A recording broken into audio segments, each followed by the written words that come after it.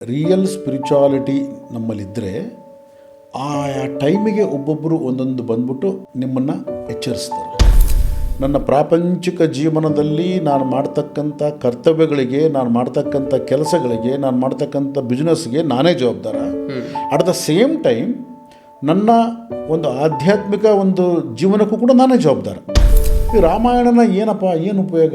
ಇದೊಂಥರ ಅದೇನೋ ಕಾಡಲ್ಲಿ ತಿರುಗಿದ 14 ವರ್ಷ ವನವಾಸ ಮಾಡಿದ, ತಂದೆ ಮಾತು ಕೇಳಿದ. ತಂದೆ ಮಾತು ಯಾಕೆ ಕೇಳಿದ? ಏನಾದರೂ ಇದೆಯಾ? ತಂದೆ ಹೇಳಿದೆಲ್ಲ ಕೇಳ್ಬಿಡೋದಾನೆ. ಈ ಥರ ಹಲವಾರು ಪ್ರಶ್ನೆಗಳು ಬರ್ತಾಯಿತ್ತು. ಸೊ ಸೀತಾ ಮಾತು ಬಗ್ಗೆ ಗೊತ್ತಿಲ್ಲ, ರಾಮಚಂದ್ರನ ಬಗ್ಗೆ ಗೊತ್ತಿಲ್ಲ, ಅವ್ರು ಏನಂತ ಗೊತ್ತಿಲ್ಲ. ಸೊ ವೇದಗಳನ್ನು ಫಾಲೋ ಮಾಡಿದ, ಯಾಕೆ ಫಾಲೋ ಮಾಡಿದ, ಏನು ಫಾಲೋ ಮಾಡಿದ, ಸೊ ಅದರಿಂದ ನಾವು ಏನು ತಿಳ್ಕೊಬೇಕಾಯಿತು ರಾಮಾಯಣದಿಂದ? ಈ ಥರ ಕ್ವಶನ್ಸ್ ಎಲ್ಲ ಬರ್ತಾಯಿತ್ತು. ಬಟ್ ನನಗೆ ಯೋಗ ವಾಸಿಷ್ಠ ಸಿಕ್ಕ ಮೇಲೆ ಶ್ರೀರಾಮಚಂದ್ರನ ಬಗ್ಗೆ ನನಗೆ ಭಾಳಷ್ಟು ಕುತೂಹಲ ಬಂತು. ಮೈಂಡ್ ಅಂದರೆ ಏನು, ಮೈಂಡಿಗೂ ನಿನಗೂ ಪ್ರಪಂಚಕ್ಕೂ ಸಂಬಂಧ ಏನು, ಮೈಂಡ್ ಯಾವ ರೀತಿ ಕನೆಕ್ಷನ್ ಮಾಡ್ಕೊಳ್ಳುತ್ತೆ, ಮೈಂಡ್ ಯಾವ ರೀತಿ ಆಲೋಚನೆ ಮಾಡುತ್ತೆ, ಮೈಂಡ್ ಯಾವ ರೀತಿ ಭಿನ್ನ ಭಿನ್ನವಾಗಿ ತೋರಿಸುತ್ತೆ, ಈ ಡ್ಯುಯಾಲಿಟಿನ ಹೆಂಗೆ ಕ್ರಿಯೇಟ್ ಮಾಡುತ್ತೆ, ಸಿಂಗ್ಯುಲಾರಿಟಿಯಿಂದ ಡ್ಯುಯಾಲಿಟೀಸ್ ಎಲ್ಲ ಹೆಂಗೆ ಬಂತು. ಸೊ ಇವೆಲ್ಲವನ್ನು ಕೂಡ ಮೈಂಡ್ ಯಾವ ರೀತಿ ಮಾಡುತ್ತೆ, ಇದು ಕನ್ಫ್ಯೂಷನ್ಸ್ ಯಾವ ರೀತಿ ಕ್ರಿಯೇಟ್ ಮಾಡುತ್ತೆ, ಬೇಕು ಅಂದ್ಕೊಂಡ್ರೆ ಕ್ಲಾರಿಟಿ ಹೆಂಗೆ ಕೊಡುತ್ತೆ, ಟೋಟಲಿ ಅದು ಮೈಂಡ್ ಬಗ್ಗೆ ಮಾತಾಡುತ್ತೆ. ಸ್ವಾಮಿ ವಿವೇಕಾನಂದರು ಒಂದು ಮಾತು ಹೇಳ್ತಾರೆ.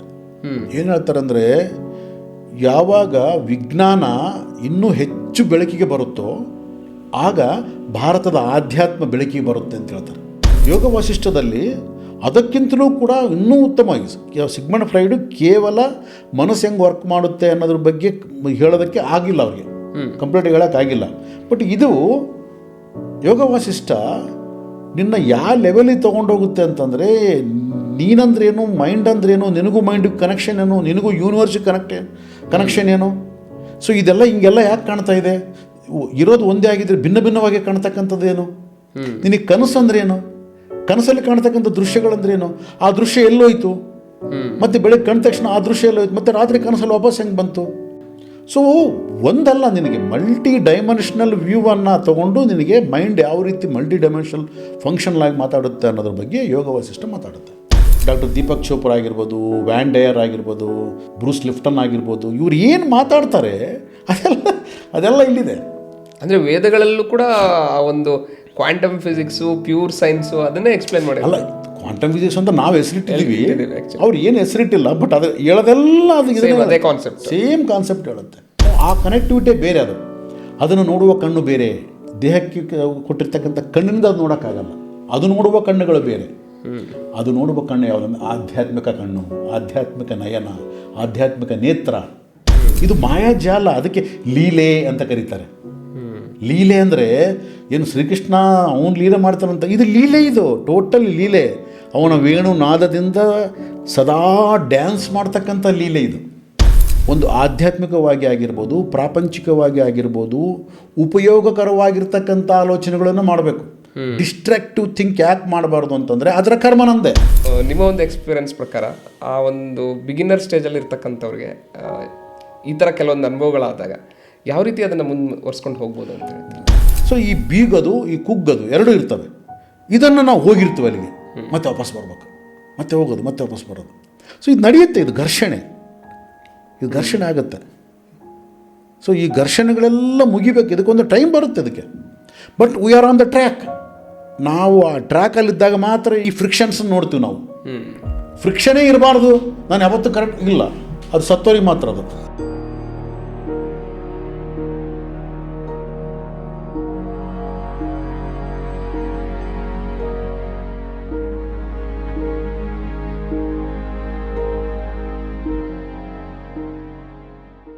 Welcome to KVR ಮ್ಯೂಸಿಂಗ್ಸ್.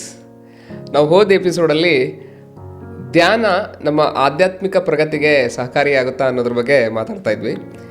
ಸೊ ಆ ಒಂದು ಹೋದ ಎಪಿಸೋಡಲ್ಲಿ ಡಿಸ್ಕಷನ್ ಮಾಡ್ತಾ ನಮ್ಮ ಭೀಮೇಶ್ ರೆಡ್ಡಿ ಸರ್ ಅವರ ಒಂದು ಎಕ್ಸ್ಪೀರಿಯನ್ಸ್ನ ಕೇಳ್ತಾ ಹೋದ್ವಿ. Welcome to KVR musing sir. Thank you. So ಆ ಎಪಿಸೋಡಲ್ಲಿ ನಾವು ನಿಮ್ಮ ಒಂದು ಧ್ಯಾನದ ಎಂಟ್ರಿ ಯಾವ ಥರ ಆಯಿತು, ಮತ್ತು ಯಾವ್ಯಾವ ಗುರುಗಳು ನಿಮಗೆ ಪರಿಚಯ ಆದರು, ಸೊ ಅದಾದಮೇಲೆ ನಿಮಗೆ ಆಗಿರ್ತಕ್ಕಂಥ ಕೆಲವೊಂದು ಅನುಭವಗಳು ಅದ್ರ ಬಗ್ಗೆ ಮಾತಾಡ್ತಾ ಹೋದ್ವಿ. ಆಮೇಲೆ ನಿಮಗೆ ಬಿಸ್ನೆಸ್ಸಲ್ಲೂ ಕೂಡ ಒಂದು ಹಂತಕ್ಕೆ ಬಂದು ನಿಂತ್ಕೊಂಡ್ರೆ, ಅಂದರೆ ಬೆಳೆದಿರ್ತಕ್ಕಂಥ ಬಿಸ್ನೆಸ್ಸು ಮತ್ತೆ ಅದು ತುಂಬ ಡೀಪಾಗಿ ಕೆಳಗಡೆ ಬಂತು. ಅದಾದಮೇಲೆ ಮತ್ತೆ ಯಾವ ಥರ ಹೊರಗಡೆ ಬಂದ್ರಿ ಅನ್ನೋದು ಇಲ್ಲಿ ಇನ್ನೂ ಹೇಳಿಲ್ಲ ನೀವು ಆ್ಯಕ್ಚುಲಿ, ಅದಾದಮೇಲೆ ಆಗಿರ್ತಕ್ಕಂಥ ಎಕ್ಸ್ಪೀರಿಯೆನ್ಸು. ಬಟ್ ಇಲ್ಲಿ ನನಗೆ ಬರ್ತಕ್ಕಂಥ ಕ್ವಶನ್ ಏನಂತ ಅಂದರೆ, ಆ ಒಂದು 2012 ಆದಮೇಲೆ ನೀವೆಲ್ಲ ಕಂಪ್ಲೀಟಾಗಿ ವರ್ಕ್ಶಾಪ್ ಮಾಡ್ತಿರ್ತಕ್ಕಂಥದ್ದನ್ನು ಮತ್ತು ಈ ಒಂದು ಮೆಡಿಟೇಷನ್ ನಿಮ್ಮ ಜೀವನದಲ್ಲಿ ಇತ್ತು ಮೆಡಿಟೇಷನ್ನು, ಬಟ್ ಗ್ರೂಪ್ಗಳಿಗೆ ಹೋಗೋದನ್ನು ಮತ್ತು ಅಲ್ಲಿ ನೀವು ಪ್ರಾಜೆಕ್ಟ್ ಮಾಡೋದು ಅಥವಾ ಅದೆಲ್ಲ ಸ್ವಲ್ಪ ಸ್ಟಾಪ್ ಆಯಿತು ಅಂತ ಹೇಳಿ ಅಂದರೆ ಆ್ಯಕ್ಚುಲಿ ನಿಮ್ಮ ಒಳಗಡೆ ನೀವು ಒಂದು ಜರ್ನಿ ಸ್ಟಾರ್ಟ್ ಆಯಿತು. ಯಾಕಂದರೆ ನಿಮ್ಮ ಜೊತೆಗೆ ನಾನು ಟಚಲ್ಲಿದ್ದೆ, ಸೊ ಹಲವಾರು ಬುಕ್ಸ್ಗಳ ಬಗ್ಗೆನೂ ಹೇಳ್ತಾ ಇದ್ರಿ. ಆಮೇಲೆ ಆಗಿರ್ತಕ್ಕಂಥ ಒಂದು ಅನುಭವ ಮತ್ತು ಆ ಒಂದು ರಿಯಲ್ ಆಗಿ ನೀವು ಸ್ಪಿರಿಚುವಾಲಿಟಿಗೆ ಎಂಟ್ರ್ ಆಗೋದಕ್ಕೆ ಈ ಒಂದು ಧ್ಯಾನ ಯಾವ ಥರ ಸಹಕಾರಿಯಾಗಿರ್ಬೋದು ನಿಮಗೆ? ಜೀವನದಲ್ಲಿ ನಿಜವಾಗಿ ಒಂದು ಸ್ಪಿರಿಚುವಲ್ ಜರ್ನಿ ಒಂದು ಮಾಡ್ತಾ ಇದ್ದರೆ ಒಂದೊಂದು ಸಾರಿ ಏರುಪೇರುಗಳು ಆಗ್ತವೆ. ಓಕೆ, ಏರುಪೇರುಗಳಾದಾಗ ಏನಾಗುತ್ತೆ, ರಿಯಲ್ ಸ್ಪಿರಿಚುವಾಲಿಟಿ ನಮ್ಮಲ್ಲಿದ್ದರೆ ಆಯಾ ಟೈಮಿಗೆ ಒಬ್ಬೊಬ್ಬರು ಒಂದೊಂದು ಬಂದ್ಬಿಟ್ಟು ನಿಮ್ಮನ್ನು ಎಚ್ಚರಿಸ್ತಾರೆ, ಪಾಠ ಕಲಿಸ್ಬಿಟ್ಟು ಎಚ್ಚರಿಸ್ತಾರೆ. ಅಂದರೆ ನೀವು ಯಾವ ಡೈರೆಕ್ಷನಲ್ಲಿ ಮೂವ್ ಆಗಬೇಕು. ಸೊ ಯಾವಾಗ ನಮ್ಮ ಹೋಲ್ ಬಿಸ್ನೆಸ್ಸಸ್ ಎಲ್ಲವೂ ಕೂಡ ಒಂಥರ ಕೊಲ್ಯಾಪ್ಸ್ಡ್ ಪೊಸಿಷನ್ನಿಗೆ ಬಂದಾಗ, ತುಂಬ ಫೈನಾನ್ಷಿಯಲಿ ಒಂದು ರಿಸ್ಕಲ್ಲಿ ಸಿಕ್ಕಾಕ್ಕೊಂಡಾಗ, ದಾರಿ ಕಾಣದೇ ಇರತಕ್ಕಂಥ ಪರಿಸ್ಥಿತಿ ಒಳಗೆ ಮುಂದೆ ಏನು ಮಾಡೋದು? ಯಾಕೆಂದರೆ ನಾನು ನಂಬಿಕೊಂಡು ಒಂದು ಕುಟುಂಬ ಇದೆ, ಮಕ್ಕಳಿದ್ದಾರೆ, ಒಂದು ಸಂಸ್ಥೆ ಇದೆ, ಅದರಲ್ಲಿ ಕೆಲಸ ಮಾಡೋರಿದ್ದಾರೆ.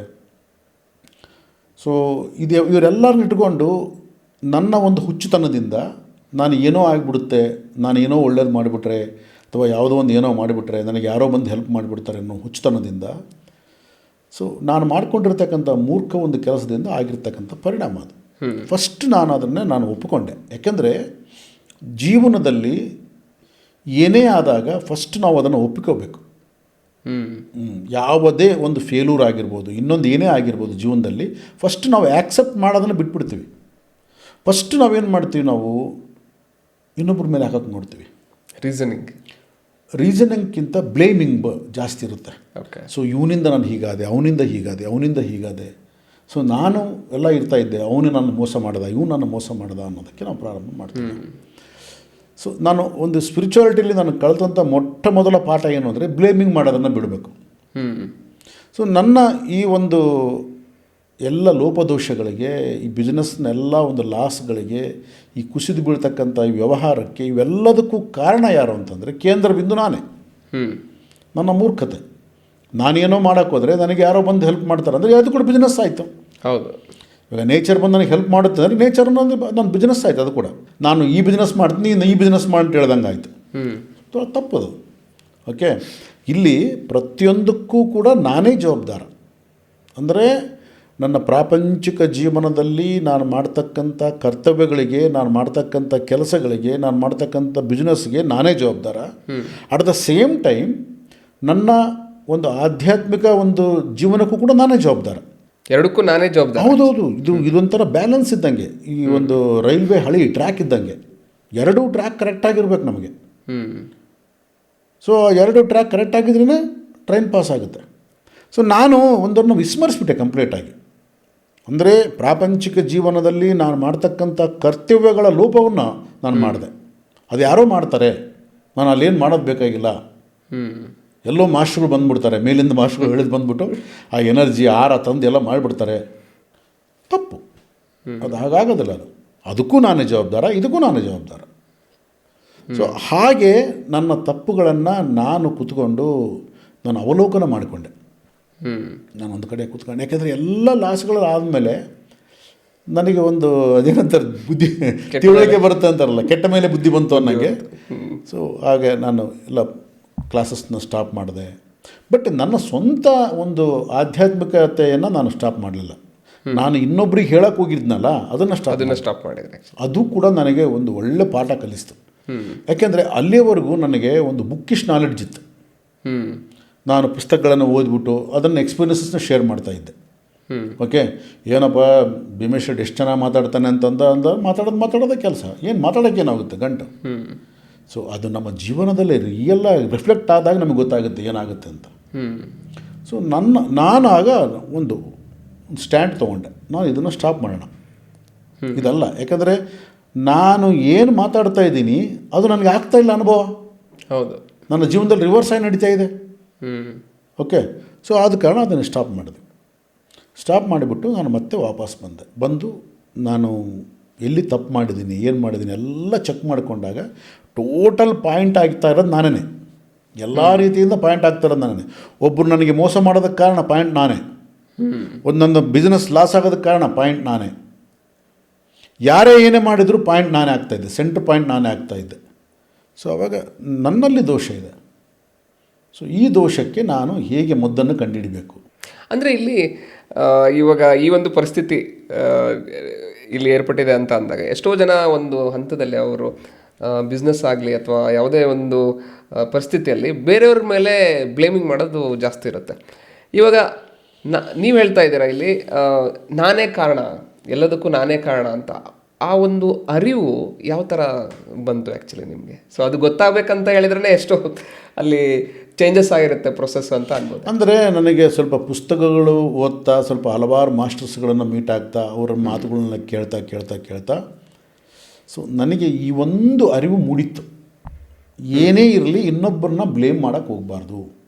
ಎಂಥದೇ ಪರಿಸ್ಥಿತಿ ಒಳಗೆ ಬ್ಲೇಮ್ ಮಾಡಬಾರ್ದು. ಬೇಕಾದ್ರೆ ಅವ್ರು ಏನಾದರೂ ತಪ್ಪುಗಳು ಮಾಡ್ತಾಯಿದ್ರೆ ಅದು ನನಗೆ ಸಂಬಂಧ ಇಲ್ಲದೇ ಇದ್ರೂ ಎತ್ತಿ ತೋರಿಸ್ಬೋದು. ಬೇಕಾದ್ರೆ ನನ್ನ ಬಿಸ್ನೆಸ್ನ, ನನ್ನ ವ್ಯವಹಾರವನ್ನು ಮಾಡ್ತಕ್ಕಂಥ ರೀತಿಯಲ್ಲಿ ಯಾರಾದರೂ ನನಗೆ ಇದಾಗಿತ್ತು ಅಂತಂದರೆ ಅವರೇ ಕಾರಣ ಅಲ್ಲ. ಅದರ ಹಿಂದೆ ನನ್ನ ಒಂದು ಸ್ವಾರ್ಥ ಏನಿದೆ ಅದನ್ನು ಚೆಕ್ ಮಾಡ್ಕೋಬೇಕು. ಈಗ ನಾನು ನಿನ್ನ ನಂಬ್ತಾ ಇದ್ದೀನಿ ಅಂತಂದರೆ ಅರ್ಥ ಏನು? ನನಗೇನೋ ಸ್ವಾರ್ಥ ಇರುತ್ತೆ. ನೀನು ಯಾಕೆ ನಂಬ್ತಿರಲಿಲ್ಲ ಅಂದರೆ, ಈಗ ನಾವು ಎಲ್ಲೇ ಹೋಗ್ಬಿಟ್ಟು ದುಡ್ಡು ಇನ್ವೆಸ್ಟ್ ಮಾಡ್ತೀವಿ. ದುಡ್ಡನ್ನ ಯಾಕೆ ಇನ್ವೆಸ್ಟ್ ಮಾಡ್ತೀವಿ? ನಂಬಿಕೆ ಇಟ್ಬಿಟ್ಟು ಡಬಲ್ ಆಗುತ್ತೆ, ಡಬಲ್ ಆಗುತ್ತೆ. ಅದರಿಂದ ನಂಬಿಕೆ ಇಲ್ಲ, ವಿಶ್ವಾಸ ಇಲ್ಲ, ಏನೂ ಇಲ್ಲ. ನಮ್ಮ ದುರಾಸೆ ಏನಪ್ಪ ಡಬಲ್ ಆಗುತ್ತೆ. ಅಲ್ಲ, ನಂಬಿಕೆಯಿಂದ ನಮ್ಮ ಸ್ವಾರ್ಥ ಇರುತ್ತೆ ಆ್ಯಕ್ಚುಲಿ. ಅದೇ ದುರಾಸೆ ಅಂದರೆ ಸ್ವಾರ್ಥನೇ. ಸೊ ಈ ರೀತಿಯಾಗಿ ನಾವು ಏನೇ ಒಂದು ಮಾಡಿದಾಗ ಪ್ರಪಂಚದಲ್ಲಿ, ನಾವು ಪ್ರಾಪಂಚಿಕ ಜೀವನದಲ್ಲಿ ನಾವು ಏನೇ ಮಾಡ್ತಾ ಇದ್ದೀವಿ ಅಂದ್ರೂ ಕೂಡ ಅಲ್ಲಿ ಆಸೆ ಇದೆಯಾ, ದುರಾಸೆ ಇದೆಯಾ, ಸ್ವಾರ್ಥ ಇದೆಯಾ, ಏನಿದೆ ಚೆಕ್ ಮಾಡ್ಕೋಬೇಕು ನಾವು. ಸೊ ಆಸೆ ಇದ್ದರೆ ತೊಂದರೆ ಇಲ್ಲ. ಈಗ ನೀನು ಒಂದು ಲಕ್ಷ ರೂಪಾಯಿ ಇನ್ವೆಸ್ಟ್ ಮಾಡ್ತಾ ಇದೆಯಾ, ಒಂದು ವರ್ಷಕ್ಕೆ 1,10,000 ರೂಪಾಯಿ ಆಗುತ್ತೆ, 1,20,000 ರೂಪಾಯಿ ಆಗುತ್ತೆ, ನಂಬಬಹುದು. 1 ಲಕ್ಷ ಇನ್ವೆಸ್ಟ್ ಮಾಡು, ಬರೋ ವರ್ಷ 2 ಲಕ್ಷ ಕೊಡ್ತೀನಿ ಅಂತ ಅಂದ್ಕೊಳ್ಳಿ. ಅಲ್ಲಿ ಆಸೆ ಅಲ್ಲ, ಅಲ್ಲಿ ದುರಾಸೆ ಇರುತ್ತೆ. ಸೊ ಇವೆಲ್ಲ ಚೆಕ್ ಮಾಡಿಕೊಂಡಾಗ ಕೇಂದ್ರ ಬಿಂದು ಯಾರು ಆಗ್ತಾರೆ ಕಾರಣ? ನಾವೇ ಆಗ್ತೀವಿ. ಸೊ ಆ ರೀತಿಯಾಗಿ ಚೆಕ್ ಮಾಡಿಕೊಂಡಾಗ ಕೇಂದ್ರ ಬಿಂದು ನಾನೇ ಆಗಿದೆ. ಆಗ ನನಗೆ ಅಳಿಸಿದ್ದೇನು ಅಂದರೆ ನನ್ನ ಮನಸ್ಸು ಸರಿಗಿಲ್ಲ. ಸೊ ಇದು ಮನಸ್ಸು ಏನೇನೋ ಮಾಡ್ತಾ ಇದೆ. ಒಂದು ಸಲ ಸ್ಪಿರಿಚುಯಾಲಿಟಿ ಅಂತ ಇದೆ, ಒಂದು ಸಲ ಇದಂತ ಇದೆ, ಒಂದು ಸಲ ಫ್ಯಾಮಿಲಿ ಅಂತ ಇದೆ, ಒಂದು ಸಲ ಮಕ್ಕಳು ಅಂತ ಇದೆ. ಏನು ಇವಾಗ ನಾವು ಮಾತಾಡಿದ್ವಲ್ಲ, ಏನೆಲ್ಲ ಒಂದೊಂದು ಸಾರಿ ಒಂದೊಂದು ಕಡೆ ಇರ್ತಾ ಇದೆ. ಸೊ ನಾನಾಗಿರ್ತಾ ಇಲ್ಲ. ನನ್ನತನ ಅನ್ನೋದು ನಾನು ಅಂದರೆ ನನ್ನ ಹೆಸರಲ್ಲ, ನಾನು ಅನ್ನೋದು ಒಂದಿದೆ. ಅದು ಯಾವತ್ತೂ ಕೂಡ ಒಂದು ಕಡೆ ನಿಲ್ತಾ ಇಲ್ಲ. ಅಂತ ಯಾಕೆ ಅಂದರೆ ಚಂಚಲತೆ ಯಾಕಿದೆ ಅಂತಂದರೆ ನನ್ನ ಮನಸ್ಸು ಸರಿಗಿಲ್ಲ. ಸೊ ಈ ಮನಸ್ಸಿಗೆ ಏನು ಮಾಡೋದು? ಅಷ್ಟೊತ್ತಿಗಾಗಲೇ ನನಗೆ ಸೈಕಾಲಜಿ ಗೊತ್ತಿತ್ತು, ಎಲ್ಲ ಗೊತ್ತಿತ್ತು ಆದರೂ ಕೂಡ, ಬಟ್ ಅದನ್ನು ಹೇಗೆ ಸೆಟ್ ಮಾಡ್ಕೊಳ್ಳೋದು ಗೊತ್ತಾಗಲಿಲ್ಲ. ಆ ಟೈಮಲ್ಲಿ ನನ್ನ ಒಬ್ಬ ಸ್ನೇಹಿತರು, ನನಗೇನೋ ವಯಸ್ಸೇ ದೊಡ್ಡದು, ಅವರು ನನಗೊಂದು ಪುಸ್ತಕ ಕೊಟ್ಟರು. ಅವ್ರು ಯಾಕೆ ಕೊಟ್ಟರು, ಪಾಂಪ್ಲೆಂಟ್ ಯಾಕೆ ಕೊಟ್ಟರು ಗೊತ್ತಿಲ್ಲ ನನಗೆ, ಅರ್ಥ ಆಯ್ತಾ? ಅದೇ ರೀತಿಯಾಗಿ ಅವರು ನನಗೊಂದು ಪುಸ್ತಕ ಕೊಟ್ಟರು, ಯೋಗ ವಾಸಿಷ್ಠ ಅಂತ ಒಂದು ಪುಸ್ತಕ. ವಾಲ್ಮೀಕಿ ಮಹರ್ಷಿಗಳು ಬರೆದಿರ್ತಕ್ಕಂಥ ಪುಸ್ತಕ. ಅದು ಬಂದು 7 ವಾಲ್ಯೂಮ್ಸ್ ಇದೆ. ಸೊ ಒಂದೊಂದು ವಾಲ್ಯೂಮ್ಸ್ ಬಂದು 350-400 ಪೇಜ್ ಇದೆ. ಅದು ಅದ್ಭುತವಾಗಿರ್ತಕ್ಕಂಥ ಪುಸ್ತಕ. ಜೀವನದ ಮತ್ತೊಂದು ತಿರುವಂತೇನು ಕಳ್ತೀವಿ, ಆ ಪುಸ್ತಕ ನನಗೆ ಕೊಡ್ತೀವಿ. ನನಗೆ ನಾನು ಅಲ್ಲೇವರೆಗೂ ಕೂಡ ಈ ರಾಮಾಯಣನ ಏನಪ್ಪ, ಏನು ಉಪಯೋಗ, ಇದೊಂಥರ ಅದೇನೋ ಕಾಡಲ್ಲಿ ತಿರುಗಿದ, 14 ವರ್ಷ ವನವಾಸ ಮಾಡಿದ, ತಂದೆ ಮಾತು ಕೇಳಿದ. ತಂದೆ ಮಾತು ಯಾಕೆ ಕೇಳಿದ? ಏನಾದರೂ ಇದೆಯಾ?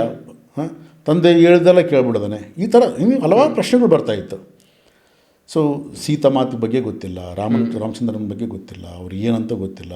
ಸೊ ವೇದಗಳನ್ನು ಫಾಲೋ ಮಾಡಿದ, ಯಾಕೆ ಫಾಲೋ ಮಾಡಿದ, ಏನು ಫಾಲೋ ಮಾಡಿದ, ಸೊ ಅದರಿಂದ ನಾವು ಏನು ತಿಳ್ಕೊಬೇಕಾಗಿತ್ತು ರಾಮಾಯಣದಿಂದ, ಈ ಥರ ಕ್ವಶನ್ಸ್ ಎಲ್ಲ ಬರ್ತಾಯಿತ್ತು. ಬಟ್ ನನಗೆ ಯೋಗ ವಾಸಿಷ್ಠ ಸಿಕ್ಕ ಮೇಲೆ ಶ್ರೀರಾಮಚಂದ್ರನ ಬಗ್ಗೆ ನನಗೆ ಭಾಳಷ್ಟು ಕುತೂಹಲ ಬಂತು.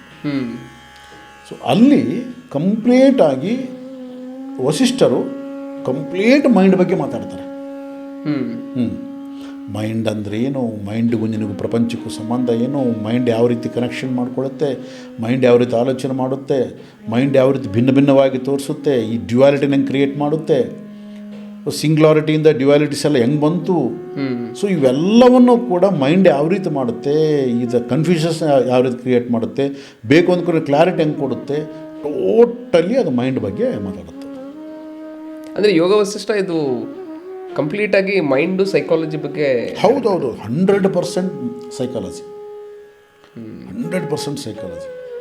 ಬಟ್ ಇವತ್ತಿನ ದಿವಸ ನಾವು ಅದನ್ನು ರಾಮಾಯಣ ಅಂತೇಳಿ ನೀವು ಹೇಳ್ತಾ ಹೋದರೆ, ಅದು ರಾಮಾಯಣ ಇದು ನಮ್ಮ ಲೈಫಿಗೆ ಹೇಗೆ ಹೆಲ್ಪ್ ಆಗುತ್ತೆ ಅಂತ ಹೇಳ್ಬಿಟ್ಟು ಒಂದು ಕ್ವಶನ್ ಮಾರ್ಕ್ ಬಂದಿತ್ತು ಅಂತ ಹೇಳ್ಬಿಟ್ಟು, ಅದೇ ಥರ ಎಷ್ಟೋ ಜನ ಇವತ್ತಿನ ದಿವಸ ರಾಮಾಯಣ ಏನಕ್ಕೆ ಓದಬೇಕು, ಮಹಾಭಾರತ ಏನಕ್ಕೆ ಓದಬೇಕು, ಸೊ ವೇದಗಳನ್ನು ಏನಕ್ಕೆ ತಿಳ್ಕೊಬೇಕು, ಅದರಿಂದ ನಮಗೇನು ಅದು ಎಂಟ್ರಿನೇ ಆಗ್ತಾ ಇಲ್ಲ ಆ್ಯಕ್ಚುಲಿ ಹೇಳ್ಬೇಕಂದ್ರೆ. ಸೊ ಅಂದರೆ ಇಲ್ಲಿ ನಮಗೆ ಅದು ಲೈಫಿಗೆ ನಮಗೆ ಯೂಸ್ ಆಗುತ್ತೆ ಅನ್ನೋ ಒಂದು ಅರ್ಥ ಬಂತು ಅಂತ ಅಂದಾಗ ಅಲ್ಲಿ ನಾವು ಅದನ್ನು ಹೆಚ್ಚು ರಿಸರ್ಚ್ ಮಾಡೋದಕ್ಕೆ ಸ್ಟಾರ್ಟ್ ಮಾಡ್ತೀವಿ. ಇಲ್ಲ, ಏನಾಗಿದೆ, ಸ್ವಲ್ಪ ದಾರಿ ತಪ್ಪಿದ್ದೀವಿ. ಸೊ ನಮಗೆ ಬಿಫೋರ್ ಇಂಡಿಪೆಂಡೆನ್ಸ್ ಬರೋದಕ್ಕಿಂತ ಮುಂಚೆನೇ ಸ್ವಲ್ಪ ನಮಗೆ ಈ ಕಮ್ಯುನಿಸ್ಟ್ಗಳ ಪ್ರಭಾವ ನಮ್ಮ ಮೇಲೆ ಬಿದ್ದು, ಆಮೇಲೆ ನಮ್ಮನ್ನು ಆಳಿದಂಥವರು ಕೂಡ ಅವರು ಕೂಡ ಒಂಥರ ಲಿಬರಲ್ಸು ಅನ್ನೋ ಆಲೋಚನೆ, ಅವರೆಲ್ಲ ಓದಿರೋದು, ಈಗ ನೆಹರು ಓದಿರೋದೆಲ್ಲ ಫಾರಿನ್ ಕಂಟ್ರೀಸಲ್ಲಿ ಓದಿದ್ದಾನೆ. ಹೌದು. ಸೊ ಅವ್ರಿಗೆ ಇಂಡಿಯಾದ ಬಗ್ಗೆ ಏನೂ ಗೊತ್ತೇ ಇಲ್ಲ. ಆಮೇಲೆ ಇಂಡಿಯಾದ ಬಗ್ಗೆ ನನಗೆ ತುಂಬ ಚೆನ್ನಾಗಿ ಗೊತ್ತಿದೆ ಅನ್ನೋ ಗಾಂಧೀಜಿಯವರು ಇದ್ದಾರಲ್ಲ, ಅವರು ಪರ್ವರ್ಟೆಡ್ಡು. ಸೊ ನಿಜವಾದ ಒಂದು ದೇಶದ ಬಗ್ಗೆ ಗೊತ್ತಿದ್ದಂಥವರು ನಮ್ಮ ದೇಶವನ್ನು ಆಳಿಲ್ಲ. ಆಮೇಲೆ ಸ್ವತಂತ್ರ ಅಂದರೆ ಏನು ಅಂತಲೂ ನಮಗೆ ಸರಿಯಾದ ಒಂದು ಅರ್ಥ ಇಲ್ದಂಗೆ ನಾವು ಸ್ವತಂತ್ರವನ್ನು ಪಡ್ಕೊಂಡಿದ್ದೀವಿ. ಬೇಡಿ ಬೇಡಿ ಬೇಡಿ ಪಡ್ಕೊಂಡಿರ್ತಕ್ಕಂಥ ಸ್ವತಂತ್ರ, ಕಾಡಿ ಬೇಡಿ ಅಪ್ಪ ಅಣ್ಣ ಕೊಟ್ಟರು ಅಂತ ಅದು ಪಡ್ಕೊಂಡಿರ್ತಕ್ಕಂಥದ್ದಲ್ಲ, ಅವರು ಭಿಕ್ಷೆ ಹಾಕಿರ್ತಕ್ಕಂಥದ್ದು ನಮಗೆ.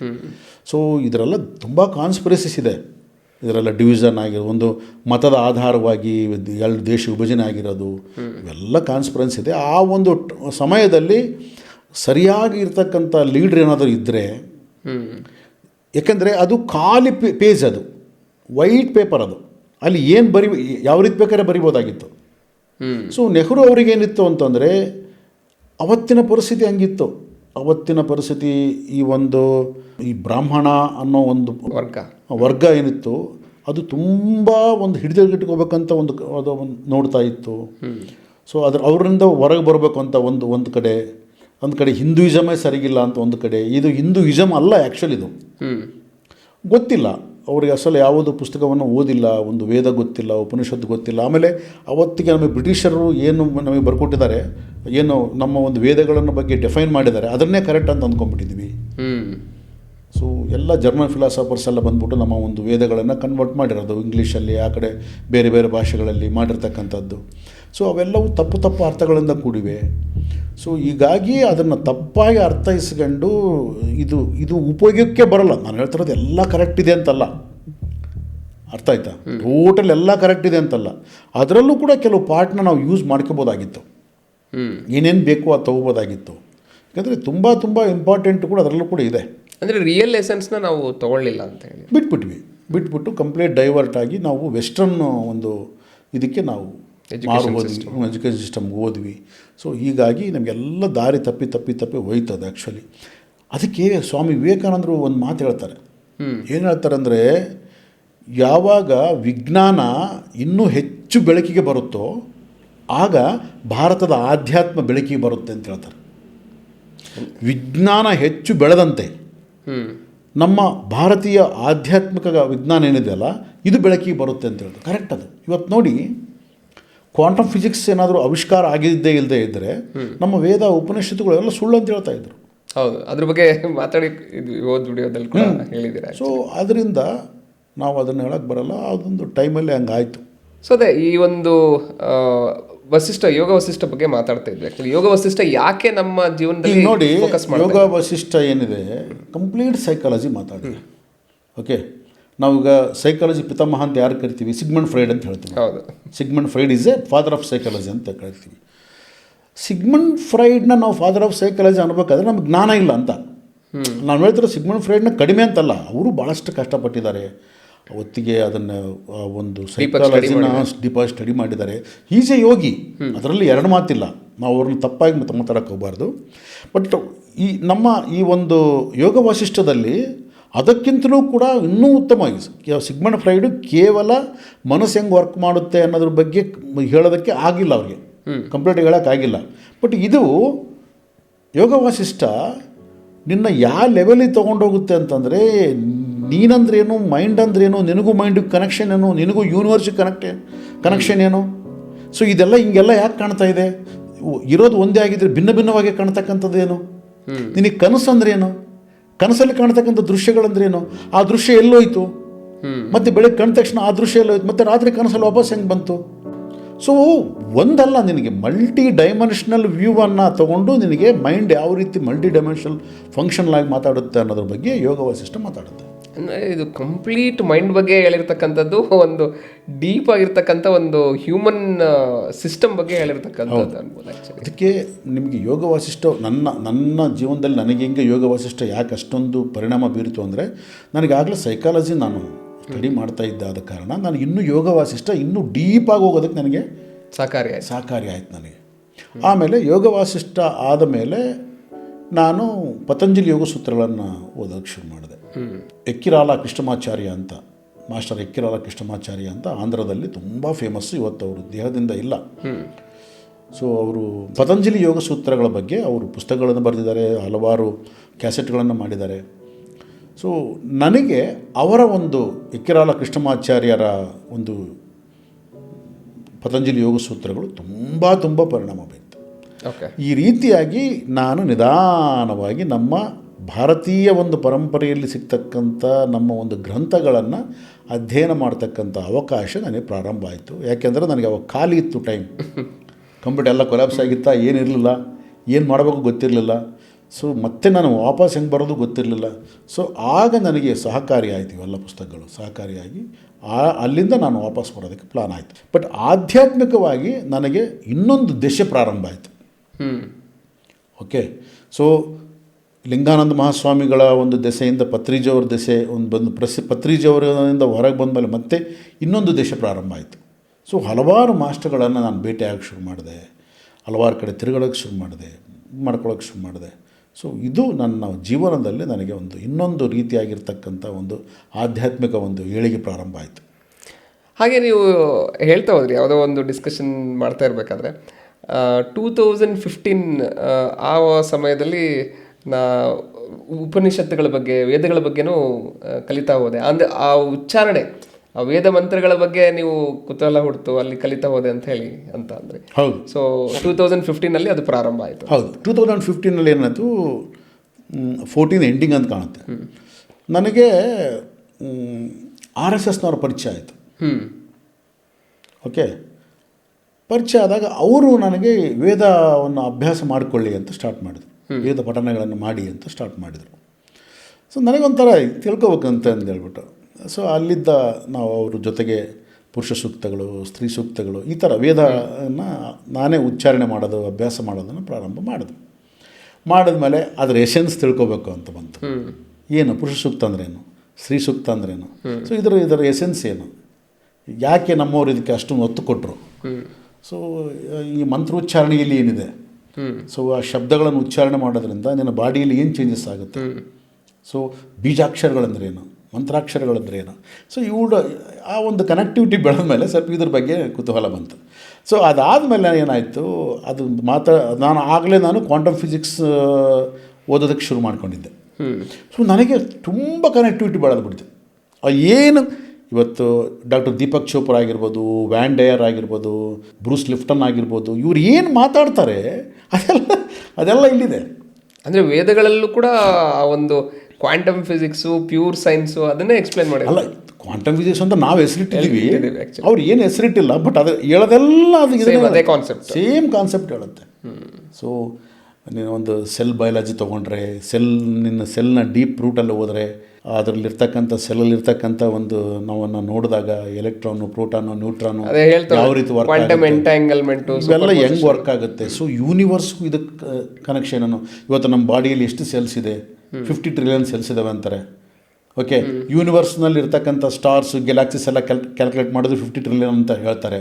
ಬಟ್ ಯಾರು ಕ್ಯಾಲ್ಕುಲೇಟ್ ಮಾಡೋಕ್ಕಾಗಲ್ಲ ಅಂತ ಅಂದ್ಕೊಳ್ಳಿ, ಬಟ್ ಸಿಮಿಲಾರಿಟೀಸ್ ಕಾಣುತ್ತೆ ಅಲ್ಲಿ. ಓಕೆ, ಸೊ ನಮ್ಮ ಒಂದು ಸಿಮಿಲಾರಿಟೀಸ್ ಕಾಣುತ್ತೆ. So each and every cell individual ಆಗಿ ವರ್ಕ್ ಮಾಡ್ತಾ ಇದೆ.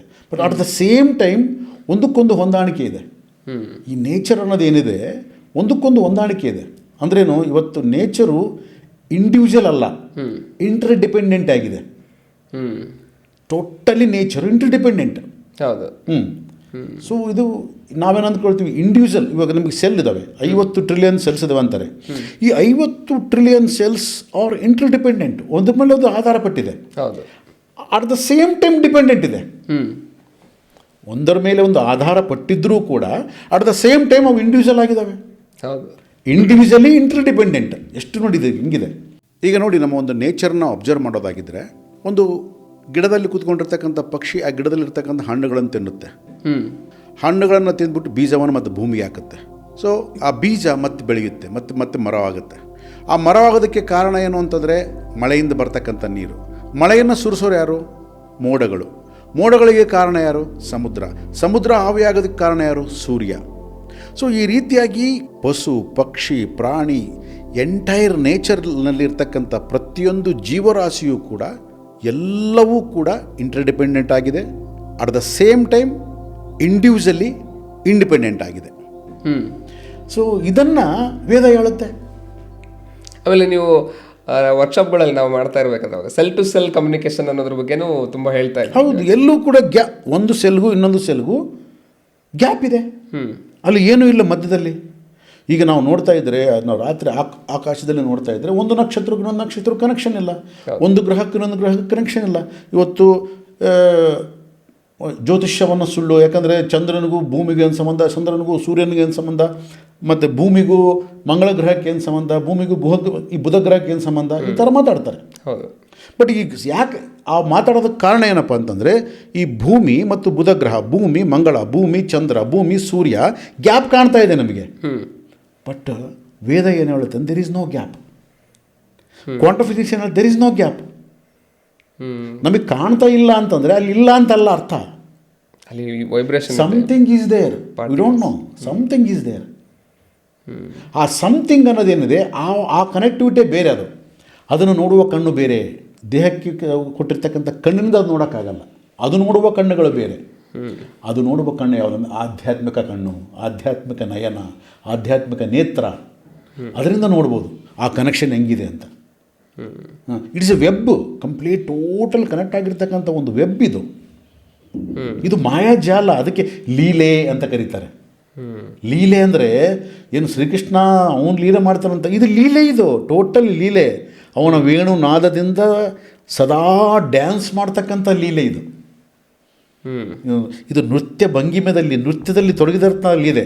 ಸಂಗೀತ, ನೃತ್ಯ, ಸಾಹಿತ್ಯದಿಂದ ಕೂಡಿರ್ತಕ್ಕಂಥ ಲೀಲೆ ಇದು ಕಂಪ್ಲೀಟ್ ಆಗಿ. ಈ ಒಂದು ಹೋಲ್ ಯೂನಿವರ್ಸ್ ಕ್ರಿಯೇಷನ್. ಅದಕ್ಕೆ ಯಾವತ್ತೂ ಕೂಡ ಓಂಕಾರ, ಓಂ, ಅದು ಆ ಲೀಲೆಯಲ್ಲಿ ಆ ಪರಿಭ್ರಮಿಸ್ತಾ ಇರ್ತದೆ ಅದು. ಧ್ಯಾನದಲ್ಲಿ ಮಾತ್ರ ನೀನು ಇದನ್ನು ಅನುಭವಿಸ್ಬೋದು.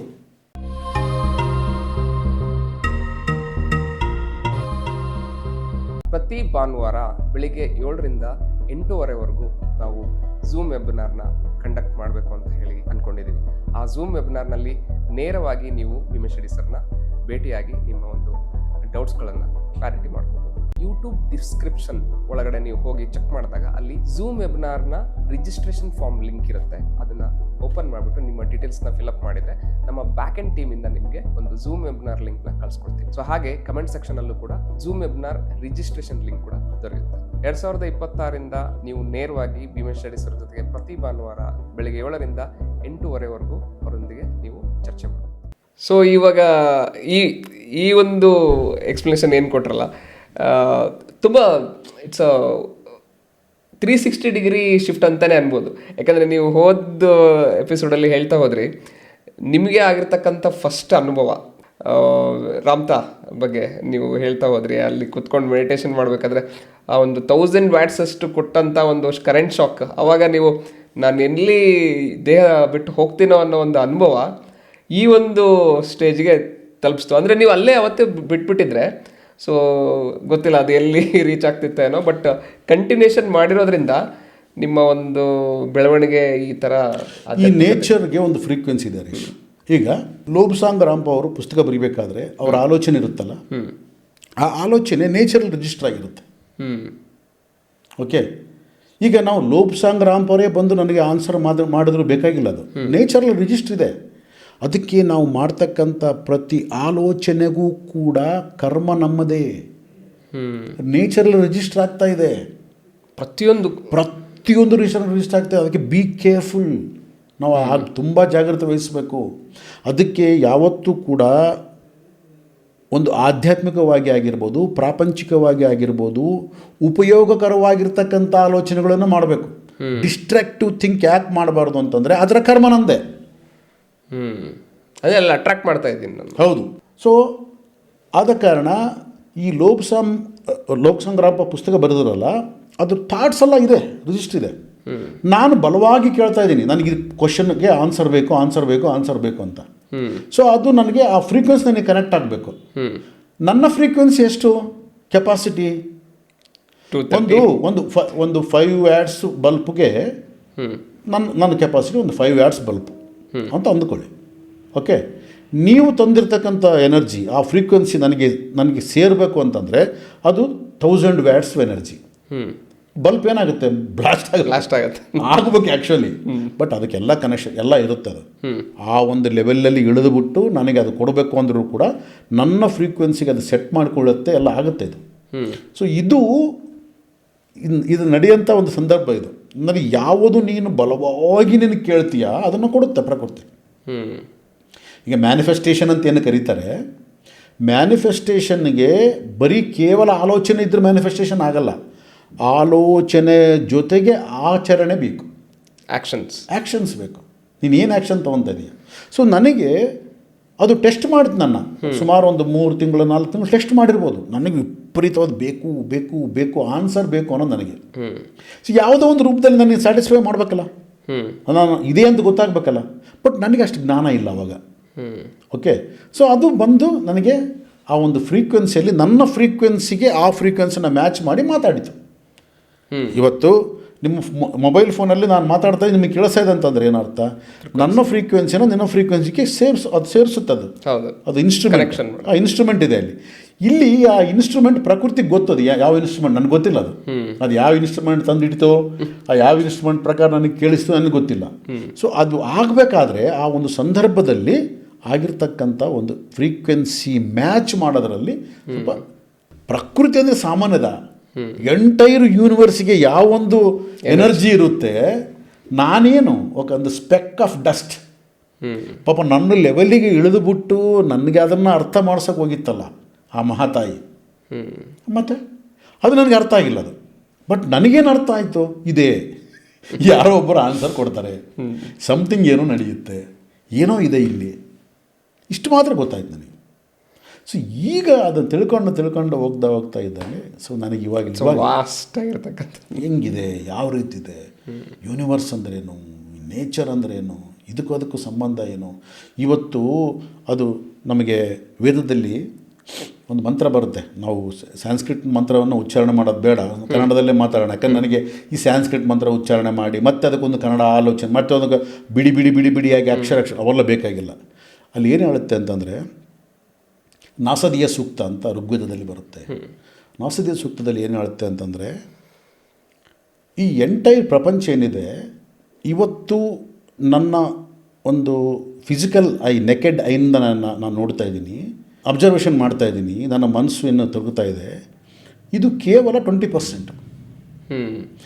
ರೆಸ್ಟ್ ಆಫ್ 80% ಅದು ನಿನಗೆ ನೋಡೋಕ್ಕೂ ಸಿಗೋಕ್ಕೂ ಕಾಣೋಕ್ಕೂ ಇಲ್ಲ ಅಂತ ಹೇಳುತ್ತೆ ಅಲ್ಲಿ. ಮತ್ತು ಇವತ್ತು ಕ್ವಾಂಟಮ್ ಫಿಸಿಕ್ಸ್ ಇದನ್ನು ಡಾರ್ಕ್ ಎನರ್ಜಿ, ಡಾರ್ಕ್ ಮ್ಯಾಟ್ರ್ ಅಂತ ಹೇಳುತ್ತೆ. ಸೊ ಒಂದು 20% ನಾವೇನು ನೋಡ್ತಾ ಇದ್ದೀವಿ, ಅದು 20% ಕಾಣ್ತಾ ಇರೋದು. ರೆಸ್ಟ್ ಆಫ್ 80% ಇನ್ನೊಂದು ಶಕ್ತಿ ಇದೆ, ಅದು ನಮಗೆ ಕಾಣದೇ ಇರತಕ್ಕಂಥ ಶಕ್ತಿ, ಇದು ಕಾಣುವ ಶಕ್ತಿ. ಆ ಕಾಣದೇ ಇರತಕ್ಕಂಥ ಶಕ್ತಿ ಎಷ್ಟಿದೆ, 80% ಇದೆ. ಅದನ್ನು ನಾವೇನಂತ ಇವ್ರಿಗೆ ಗೊತ್ತಿಲ್ಲ ಏನು ಕರಿಬೇಕಂತ, ಡಾರ್ಕ್ ಎನರ್ಜಿ, ಡಾರ್ಕ್ ಮ್ಯಾಟರ್ ಅಂತ ಕರೆದ್ರು. ಅದು ವೇವ್ಸ್ ಪಾರ್ಟಿಕಲ್ಸ್ ಅಂತ ಹೇಳಿ, ಅದು ವೇವ್ಸ್ ಪಾರ್ಟಿಕಲ್ಸ್ 20% ಅಲ್ಲಿ ಸಿಗ್ತಾ ಇದೆ ನಮಗೆ, ನೋಡ್ತಾ ಇದ್ದೀವಿ ನಾವು. ಅದ್ರ ಆಚೆಗೂ ಕೂಡ ಇರ್ತಕ್ಕಂಥದ್ದು ನಮ್ಮ ಕಣ್ಣಿಗೆ ಕಾಣಿಸ್ತಾ ಇದೆ. ನಾವು ಇವತ್ತು ನೋಡ್ತಾ ಇರೋ ಇಷ್ಟು ಬ್ರಹ್ಮಾಂಡವಾಗಿರ್ತಕ್ಕಂಥ ಯೂನಿವರ್ಸ್ನ ನಾವು ನೋಡ್ತಾ ಇರೋದು ಓನ್ಲಿ 20%. ಇನ್ನೂ ರೆಸ್ಟ್ ಆಫ್ 80% ನೋಡೋಕ್ಕಾಗ್ತಾ ಇಲ್ಲ. ಅದು ನೋಡೋಕ್ಕಾಗ್ತಾ ಇಲ್ಲ, ಬಟ್ ಅಲ್ಲಿ ಏನೋ ಇದೆ ಅಂತ ವಿಜ್ಞಾನಿಗಳಿಗೆ ಗೊತ್ತಾಗಿದೆ.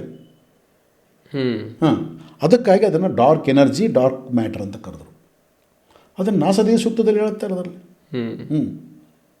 ಬ್ರಹ್ಮಾಂಡ ಹೆಂಗಿದೆ, ಸೊ ಇದರ ಆಚೆ ಏನಿದೆ, ಇದು ಯಾವುದೇ ಆಧಾರದ ಮೇಲೆ ನಡೆಯುತ್ತೆ, ಅದು ಹೆಂಗಿದೆ ಅಂತ ಕೂಡ ಹೇಳ್ತಾರೆ ನಾಸದೇಹ ಸೂಕ್ತದಲ್ಲಿ. ಸೊ ಆ ರೀತಿಯಾಗಿ ಒಂದೊಂದು ಅಂದರೆ ನಾನೇನು ಯಾವುದನ್ನು ಕಲ್ತ್ಕೊಂಡಿಲ್ಲ, ಸುಮ್ಮನೆ ನಾನು ಎಕ್ಸ್ಪ್ಲೋರೇಷನ್ ಮಾಡಿದ್ದೀನಿ ಅಷ್ಟೇ. ಸೊ ಹಾಗಾಗಿ ಇಲ್ಲಿ ಒಂದು ಕ್ವಶನ್ ಬರೋದೇನಂತ ಹೇಳಿದ್ರೆ, ನಿಮ್ಮ ಅನುಭವ ಆ್ಯಕ್ಚುಲಿ ಫಸ್ಟ್ ಆಗಿರ್ತಕ್ಕಂಥ ಅನುಭವ, ಆ ಒಂದು ಸ್ಟೇಜಲ್ಲಿ ಇರ್ತಕ್ಕಂಥ ಎಷ್ಟೋ ಹಲವಾರು ಮೆಡಿಟೇಟರ್ಸ್, ಧ್ಯಾನಿಗಳು ಅಂತ ಕರಿಬೋದು, ಆ್ಯಕ್ಚುಲಿ ಧ್ಯಾನ ಮಾಡ್ತಕ್ಕಂಥವ್ರು, ಅವರು ಮಿಡಲ್ನಲ್ಲಿ ಭಯ ಬಂದ್ಬಿಟ್ಟು ಇದು ಸಾಕಪ್ಪ ಇಲ್ಲಿಗೆ ನಿಲ್ಲಿಸ್ಬೇಡ ಅನ್ನೋ ಒಂದು ಸ್ಥಿತಿಗೆ ಹೋದಾಗ, ಸೊ ಅವರಿಗೆ ಯಾವ ರೀತಿ ಅದನ್ನು ಕಂಟಿನ್ಯೂಷನ್ ಮಾಡ್ಕೊಂಡು ಹೋಗ್ಬೋದು? ಯಾಕಂದರೆ ಪತ್ರಿಜಿಯವ್ರು ಹೇಳಿದರು ನಿಮಗೆ ಓಕೆ ಕಂಟಿನ್ಯೂಷನ್ ಮಾಡು, ಸಾವು ಬಂದರೂ ಕೂಡ ಅದನ್ನ ಲೆಕ್ಕಿಸ್ಬೇಡ, ಸೊ ಮುಂದುವರಿ ಅಂತ ಹೇಳಿದರು ಅಂತ ಅಂದರೆ ಆ್ಯಕ್ಚುಲಿ. ಬಟ್ ಇಲ್ಲಿ ನಿಮ್ಮ ಒಂದು ಎಕ್ಸ್ಪೀರಿಯನ್ಸ್ ಪ್ರಕಾರ ಆ ಒಂದು ಬಿಗಿನರ್ ಸ್ಟೇಜಲ್ಲಿ ಇರ್ತಕ್ಕಂಥವ್ರಿಗೆ ಈ ಥರ ಕೆಲವೊಂದು ಅನುಭವಗಳಾದಾಗ ಯಾವ ರೀತಿ ಅದನ್ನು ಮುಂದುವರ್ಸ್ಕೊಂಡು ಹೋಗ್ಬೋದು ಅಂತ ಹೇಳ್ತೀವಿ? ಮೋಸ್ಟ್ 99.9%ಗೆ ಈ ಥರ ಎಕ್ಸ್ಪೀರಿಯೆನ್ಸ್ಗಳು ಆಗುತ್ತೆ ಅಂತ ನನಗೇನು ನಂಬಿಕೆ ಇಲ್ಲ. ಓಕೆ, ಎಲ್ಲೋ ಇರ್ಬೋದಿಲ್ಲ ಅಂತಲ್ಲ, ಓಕೆ, ಬಟ್ ಅವರು ಇದು ಒಂದು ಭಯ ಬಿಟ್ಕೊಂಡು ಇದನ್ನು ಬಿಡೋಂಥ ಒಂದು ಪರಿಸ್ಥಿತಿ ಏನಿಲ್ಲ. ಯಾಕಂದರೆ ನೇಚರ್ ಅವಳು ತಾಯಿ. ಓಕೆ, ತಾಯಿಗೆ ಗೊತ್ತಿಲ್ವಾ ಎಷ್ಟು ಮಟ್ಟಿಗೆ ಕೈ ಬಿಡಬೇಕು, ಎಷ್ಟು ಮಟ್ಟಿಗೆ ಕೈ ಹಿಡ್ಕೋಬೇಕು ಮಕ್ಕಳ ಅಂತ. ಓಕೆ, ನಡಿಬೇಕಾದ್ರೆ ಮಕ್ಕಳು ಹೆಂಗೆ ಹಿಡ್ಕೊಂಡಿರ್ತಾರೆ, ಅಂಬೆಗಾಲಿಂದ ನಡಿಬೇಕಾದ್ರೆ ಸ್ವಲ್ಪ ಕಿರುಬೆಳೆ ಹಿಡ್ಕೊಂಡಿರ್ತಾರೆ ತಾಯಿ. ಯಾಕಂದರೆ ಎಲ್ಲಾದರೂ ಸ್ವಲ್ಪ ಮಿಸ್ ಆಗಿ ಜೋಲಿ ಹೊಡೆದ್ರೆ ಹಂಗೆ ಹಿಡ್ಕೊತಾಳೆ. ಅದು ಅವನು ಎಲ್ಲವರೆಗೆ ಹಿಡ್ಕೊತಾಳೆ ಅವನ್ನ, ಅವನಿಗೆ ಕರೆಕ್ಟಾಗಿ ಬ್ಯಾಲೆನ್ಸ್ ಆಗೋವರೆಗೂ ಕೂಡ ಹಿಡ್ಕೋತಾಳೆ. ಬ್ಯಾಲೆನ್ಸ್ ಆದಮೇಲೆ ಬಿಟ್ಟು ನೋಡ್ತಾಳೆ, ಅವಾಗ ಬೀಳ್ತಾನೆ. ಬಿದ್ದಾಗಲೂ ಕೂಡ ಎದ್ದು ನಡೀತಾನೆ. ಮತ್ತೆ ಬಿದ್ದಿನ ಅಂತ ನಾನು ಬಿಟ್ಬಿಡಲ್ಲ, ಯಾಕಂದರೆ ಬಿದ್ದಾಗ ಎದ್ದು ನಡೆಯುವ ನಂಬಿಕೆ ಬಂದಿರುತ್ತಾಗಲೇ. ಈಗ ಕೈ ಬೆರಳು ಯಾಕೆ ಹಿಡ್ಕೊಂಡಿರ್ತಾಳೆ, ಬಿದ್ದುಬಿಟ್ರೆ ಮತ್ತೆ ಎಲ್ಲಿ ಭಯ ಬೀಳ್ತಾನೆ ಅಂತ ಬಿಟ್ಟು ಹಿಡ್ಕೊಂಡಿರ್ತಾಳೆ. ಸೊ ನನ್ನನ್ನು ಆಗಿ ಹಿಡ್ಕೊಂಡ್ಲ, ಎಲ್ಲರನ್ನೂ ಆಗಿ ಹಿಡ್ಕೊತಾಳೆ. ಎಲ್ಲರಿಗೂ ಈ ಒಂದು ಎಲ್ಲರಿಗೂ ತಾಯಿನೇ ಸೇಮ್. ಒಂದು ವೇಳೆ ಹಂಗೆ ಆದ್ರೆ ಅವಳು ಹಿಡ್ಕೋತಾಳೆ, ಭಯಪಡೋ ಅಂತ ಅವಶ್ಯಕತೆ ಏನೂ ಇಲ್ಲ. ಯಾಕಂದರೆ ಒಂದು ವೇಳೆ ಪ್ರಾಣ ತೆಗಿಬೇಕಂತ ತೆಗಿತಾಳೆ, ಅದಕ್ಕೂ ರೆಡಿ ಆಗಿರ್ಬೇಕು. ಸೊ ಅಂದರೆ ಇಲ್ಲಿ ನಮಗೆ ಒಂದು ಭಯ ಇಟ್ಕೊಂಡ್ಬಿಟ್ಟು ನಾನು ಮೆಡಿಟೇಷನ್ಗೆ ಕೂತೆ ಅಂತ ಅಂದರೆ ಅದು ಭಯನೇ ನಮ್ಮನ್ನು ಕಾಡ್ತಾ ಇರುತ್ತೆ ಆ್ಯಕ್ಚುಲಿ. ಅಷ್ಟೇ, ಏನೋ ಏನಾಗುತ್ತೆ ಅಂತಂದರೆ ಆಗುತ್ತೋ ಬಿಡುತ್ತೋ ಗೊತ್ತಿಲ್ಲ, ಏನೋ ಆಗುತ್ತೋ ಅನ್ನೋ ಭಯನೇ ಆಗಿಸ್ಬಿಡುತ್ತೆ ಎಲ್ಲ. ಸೊ ಹಾಗಾಗಿ ಸಾಮಾನ್ಯವಾಗಿ ಆಗಲ್ಲ. ಮೆಡಿಟೇಷನಿಂದ ಜೀವ ಹೋಗೋಂಥ ಏನೂ ಇಲ್ಲ, ಏನು 100% ಇವತ್ತಿನವ್ರಿಗೆ ಯಾರಿಗೂ ಹಂಗಾಗಿಲ್ಲ. ಮೆಡಿಟೇಷನ್ ಮಾಡೋದ್ರಿಂದ ಇನ್ನೂ ಒಳ್ಳೇದಾಗುತ್ತೆ, ಧೈರ್ಯವಾಗಿ ಮಾಡಬೇಕು ಕೂಡ. ಅದು ಸರಿಯಾದ ಧ್ಯಾನ ಯಾವುದು? ಸರಿಯಾದ ಧ್ಯಾನ ಮಾಡಬೇಕು, ಈ ಥರ ಮಾಡ್ತಕ್ಕಂಥ. ಆಮೇಲೆ ಪ್ರತಿಯೊಬ್ಬರಿಗೂ ಕೂಡ ಒಂದೊಂದು ರೀತಿಯಾದ ಧ್ಯಾನ ಅವರಿಗೆ ಆವಹಿಸುತ್ತೆ. ಎಲ್ರಿಗೂ ಒಂದೇ ಅಂತ ಧ್ಯಾನ ಇಲ್ಲ ಆ್ಯಕ್ಚುಲಿ ಪ್ರಪಂಚದಲ್ಲಿ. ಓಕೆ, ಈಗ ನಾನು ಒಂದು ಧ್ಯಾನ ಹೇಳಿದೆ, ಆನಾಪಾನಸತಿ ಧ್ಯಾನ ಅಂತ ಹೇಳಿದೆ ಅಂತ ಅಂದ್ಕೊಳ್ಳಿ. ನಿನಗೆ ಅದೇ ಧ್ಯಾನನೇ ಶೂಟ್ ಆಗುತ್ತೆ ಅಂತೇನಿಲ್ಲ, ಬೇರೆ ಶೂಟ್ ಆಗ್ಬೋದು. ಅದಕ್ಕೆ ಓಶೋ ಅವರು 112 ಧ್ಯಾನಗಳನ್ನು ಹೇಳ್ತಾರೆ. ಡ್ಯಾನ್ಸ್ ಮೆಡಿಟೇಷನ್, ನೀವು ಅದನ್ನು ಸೆಟ್ ಮಾಡ್ಕೊಳ್ಳಿ ಯಾವ ಧ್ಯಾನ ಬೇಕು ಅಂತ. ಬಟ್ 112 ರೀತಿಯಾಗಿರ್ತಕ್ಕಂಥ ಧ್ಯಾನಗಳಿಲ್ಲ. ಧ್ಯಾನಕ್ಕೆ ಕೂಡುವ ಒಂದು ಪದ್ಧತಿ ಆಗಿರ್ಬೋದು, ಸಿಸ್ಟಮ್ ಆಗಿರ್ಬೋದು, ಎಲ್ಲವೂ ಸೇಮೇ. ಓಕೆ, ನೀನು ಕೆಲವರು ಉಸಿರನ್ನ ಅಬ್ಸರ್ವ್ ಮಾಡ್ಬೋದು, ಕೆಲವರು ಥಾಟ್ನ ಅಬ್ಸರ್ವ್ ಮಾಡ್ಬೋದು, ಕೆಲವರು ಮ್ಯೂಸಿಕ್ನ ಅಬ್ಸರ್ವ್ ಮಾಡ್ಬೋದು, ಕೆಲವರು ಮಂತ್ರವನ್ನು ಅಬ್ಸರ್ವ್ ಮಾಡ್ಬೋದು, ಕೆಲವರು ಓಂಕಾರವನ್ನು ತಮ್ಮ ಮನಸ್ಸಿನಲ್ಲೇ ಪಠಿಸ್ಬೋದು. ಸೊ ಈ ರೀತಿ ಭಿನ್ನ ಭಿನ್ನವಾಗಿ ಚೇಂಜ್ ಇರ್ತವೆ. ಬಟ್ 95% ಸೇಮ್ ಇರುತ್ತೆ. ಒಂದು 5%ನಲ್ಲಿ ಸ್ವಲ್ಪ ಅದನ್ನು ನೀವು ಸ್ಟ್ರೀಮ್ ಲೈನ್ ಮಾಡ್ಕೋಬೇಕು ನೀವು. ಈ ವೀಣೆ ನುಡಿಸ್ಬೇಕಾದ್ರೆ ತಂತಿ ಸೇರಿ ಮಾಡ್ಕೋತಾರಲ್ಲ ಆ ಥರ. ಓಕೆ, ನಿನಗೆ ಯಾವ ಶೂಟ್ ಆಗುತ್ತಪ್ಪ, ನಾನು ನಿನಗೆ ಉಸಿರಿನ ಕಡೆ ಗಮನ ಕೊಡು ಅಂತ ನೀನು ಶೂಟ್ ಆಗದೇ ಇರ್ಬೋದು. ನೀನು ಥಾಟ್ ಕಡೆ ಗಮನ ಕೊಡೋದಿರ್ಬೋದು. ಕಣ್ಬಿಟ್ಟು ನೇಚರನ್ನ ಅಬ್ಸರ್ವ್ ಮಾಡೋದು ಧ್ಯಾನ ಆಗಿರ್ಬೋದಲ್ಲ ಆ್ಯಕ್ಚುಲಿ?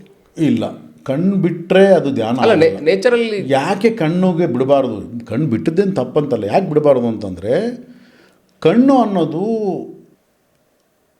ನಾವು ಕಣ್ಣು ಮುಚ್ಚಿದಾಗ ಯಾಕೆ ಅಷ್ಟೊಂದು ಥಾಟ್ಸ್ ಬರ್ತವೆ ಅಂದರೆ ಕಣ್ಣು ತೆಗೆದಾಗ ಭಿನ್ನವಾದ ದೃಶ್ಯಗಳನ್ನು ನೋಡ್ತೀವಿ. ಆದ ಕಾರಣ ಅವೆಲ್ಲವನ್ನು ರೀಡ್ ಮಾಡಿ ಮನಸ್ಸಿಗೆ ಕೊಡ್ತಕ್ಕಂಥ ಕೆಲಸದಲ್ಲಿ ಮನಸ್ಸು ತಗ್ನವಾಗಿರುತ್ತೆ, ಲೀನಾಗಿರ್ತದೆ, ಬ್ಯುಸಿ ಆಗಿರುತ್ತೆ. ಆದ ಕಾರಣ ಆ ಕೆಲಸ ಮಾಡ್ತಾ ಇರ್ತದೆ. ಕಣ್ಣು ಮುಚ್ಚಿದ ತಕ್ಷಣ ಏನಾಗುತ್ತೆ, ಅದಕ್ಕೆ ಏನು ಕೆಲಸ ಮಾಡಬೇಕು ಗೊತ್ತಾಗಲ್ಲ, ಆಲ್ರೆಡಿ ರಿಜಿಸ್ಟರ್ ಆಗಿರೋದು ನಮಗೆ ಬರ್ತಾ ಮತ್ತು ಅದು ಅದಕ್ಕೋಸ್ಕರ ಕಣ್ಣು ತೆಗೆದು ಮಾಡೋದು ಧ್ಯಾನದಕ್ಕಿಂತ ಕಣ್ಣು ಮುಚ್ಚಿ ಮಾಡೋ ಧ್ಯಾನ ಭಾಳ ಯೋಗ್ಯವಾಗಿರ್ತಕ್ಕಂಥ ಧ್ಯಾನ. ಓಕೆ. ಬಟ್ ಈ ಕಣ್ಣು ಮುಚ್ಚಿ ಮಾಡ್ತಕ್ಕಂಥ ಪ್ರಾಸೆಸ್ಸಲ್ಲಿ ನಿನಗೆ ಯಾವುದು ಅದನ್ನು ನಾವು ಆಯ್ಕೆ ಮಾಡ್ಕೋಬೇಕು. ಹಾಂ, ಮ್ಯೂಸಿಕ್ಕು ಇನ್ನೊಂದು ಏನು 108 ಇದೆ, ನಿನಗೆ ಯಾವ್ದು ಬೇಕಾದ್ರೆ ಮಾಡ್ಕೋ.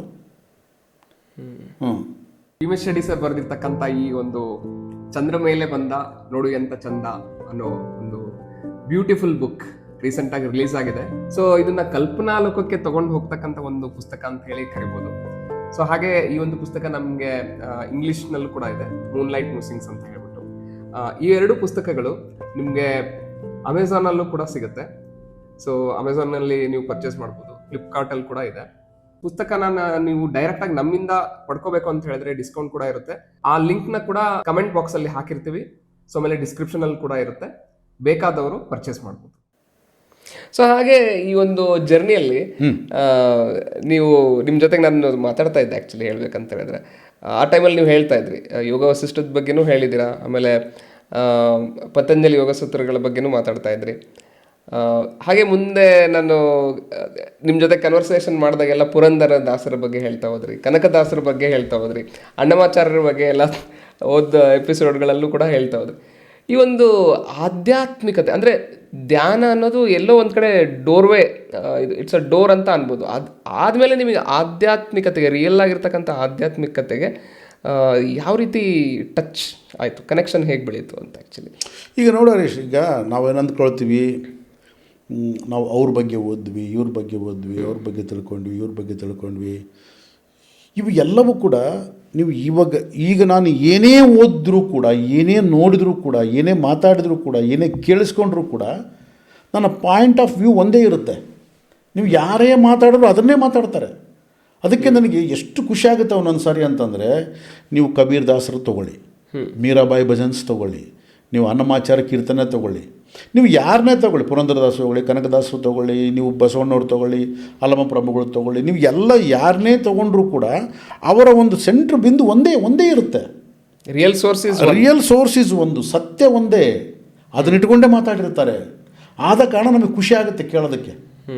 ಈಗ ನೀನೊಂದು, ನಾನೊಂದು, ಅವರೊಂದು, ಇವರೊಂದು ಮತ್ತು ಕನ್ಫ್ಯೂಸ್ ಆಗ್ಬಿಡ್ತೀವಿ ನಾವು. ಇವಾಗ ನನಗೆ ಕನ್ಫ್ಯೂಸ್ ಆಗ್ತಾ ಇಲ್ಲ.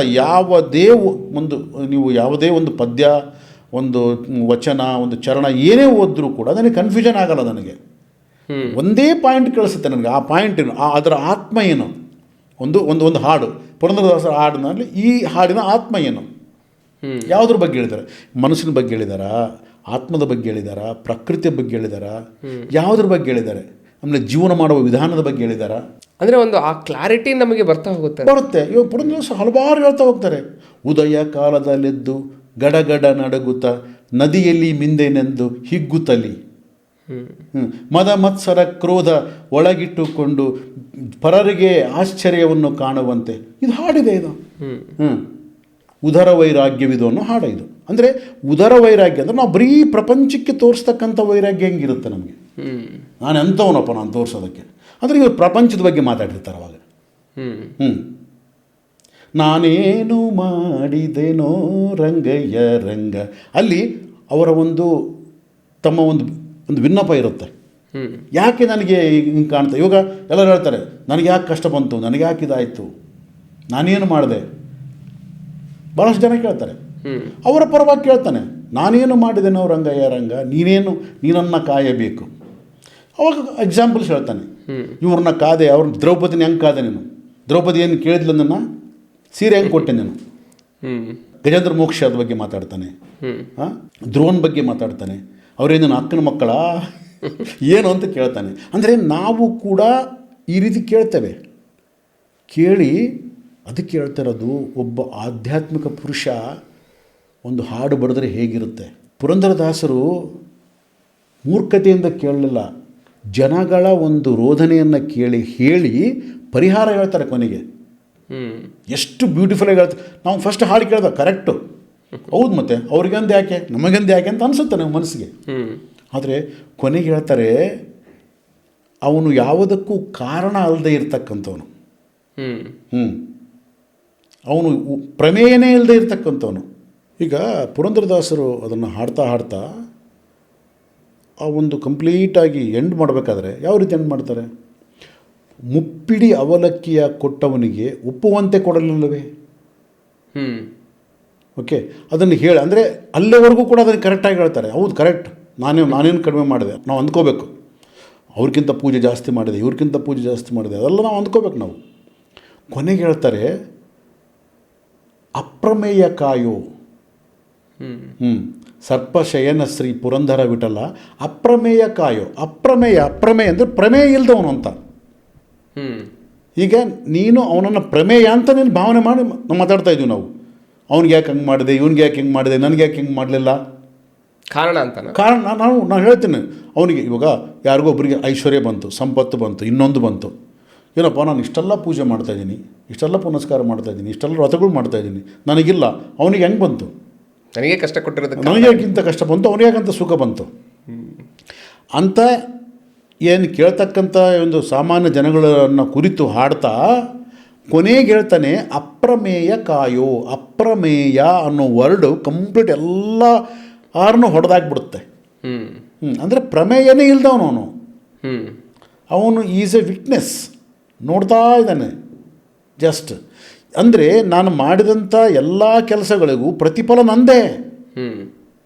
ಇದನ್ನು ನಾನು ಅವನ್ನ ಹೊಣೆ ಮಾಡೋದು ಬೇಕಾಗಿಲ್ಲ. ಅವ್ನಿಗೆ ಯಾಕೆ ಹಂಗೆ ಬಂತು, ನನಗೆ ಯಾಕೆ ಹಂಗೆ ಬಂದಿಲ್ಲ, ಅವನ್ಯಾಕೆ ಅಷ್ಟು ಚೆನ್ನಾಗಾದ, ನಾನು ಯಾಕೆ ಈ ಕಷ್ಟದಾಗಿದ್ದೀನಿ, ಇದಕ್ಕೆ ಕಾರಣ ಏನು ಅಂತಂದ್ರೆ ಅವನು ಪ್ರಮೇಯ ಅಲ್ಲ.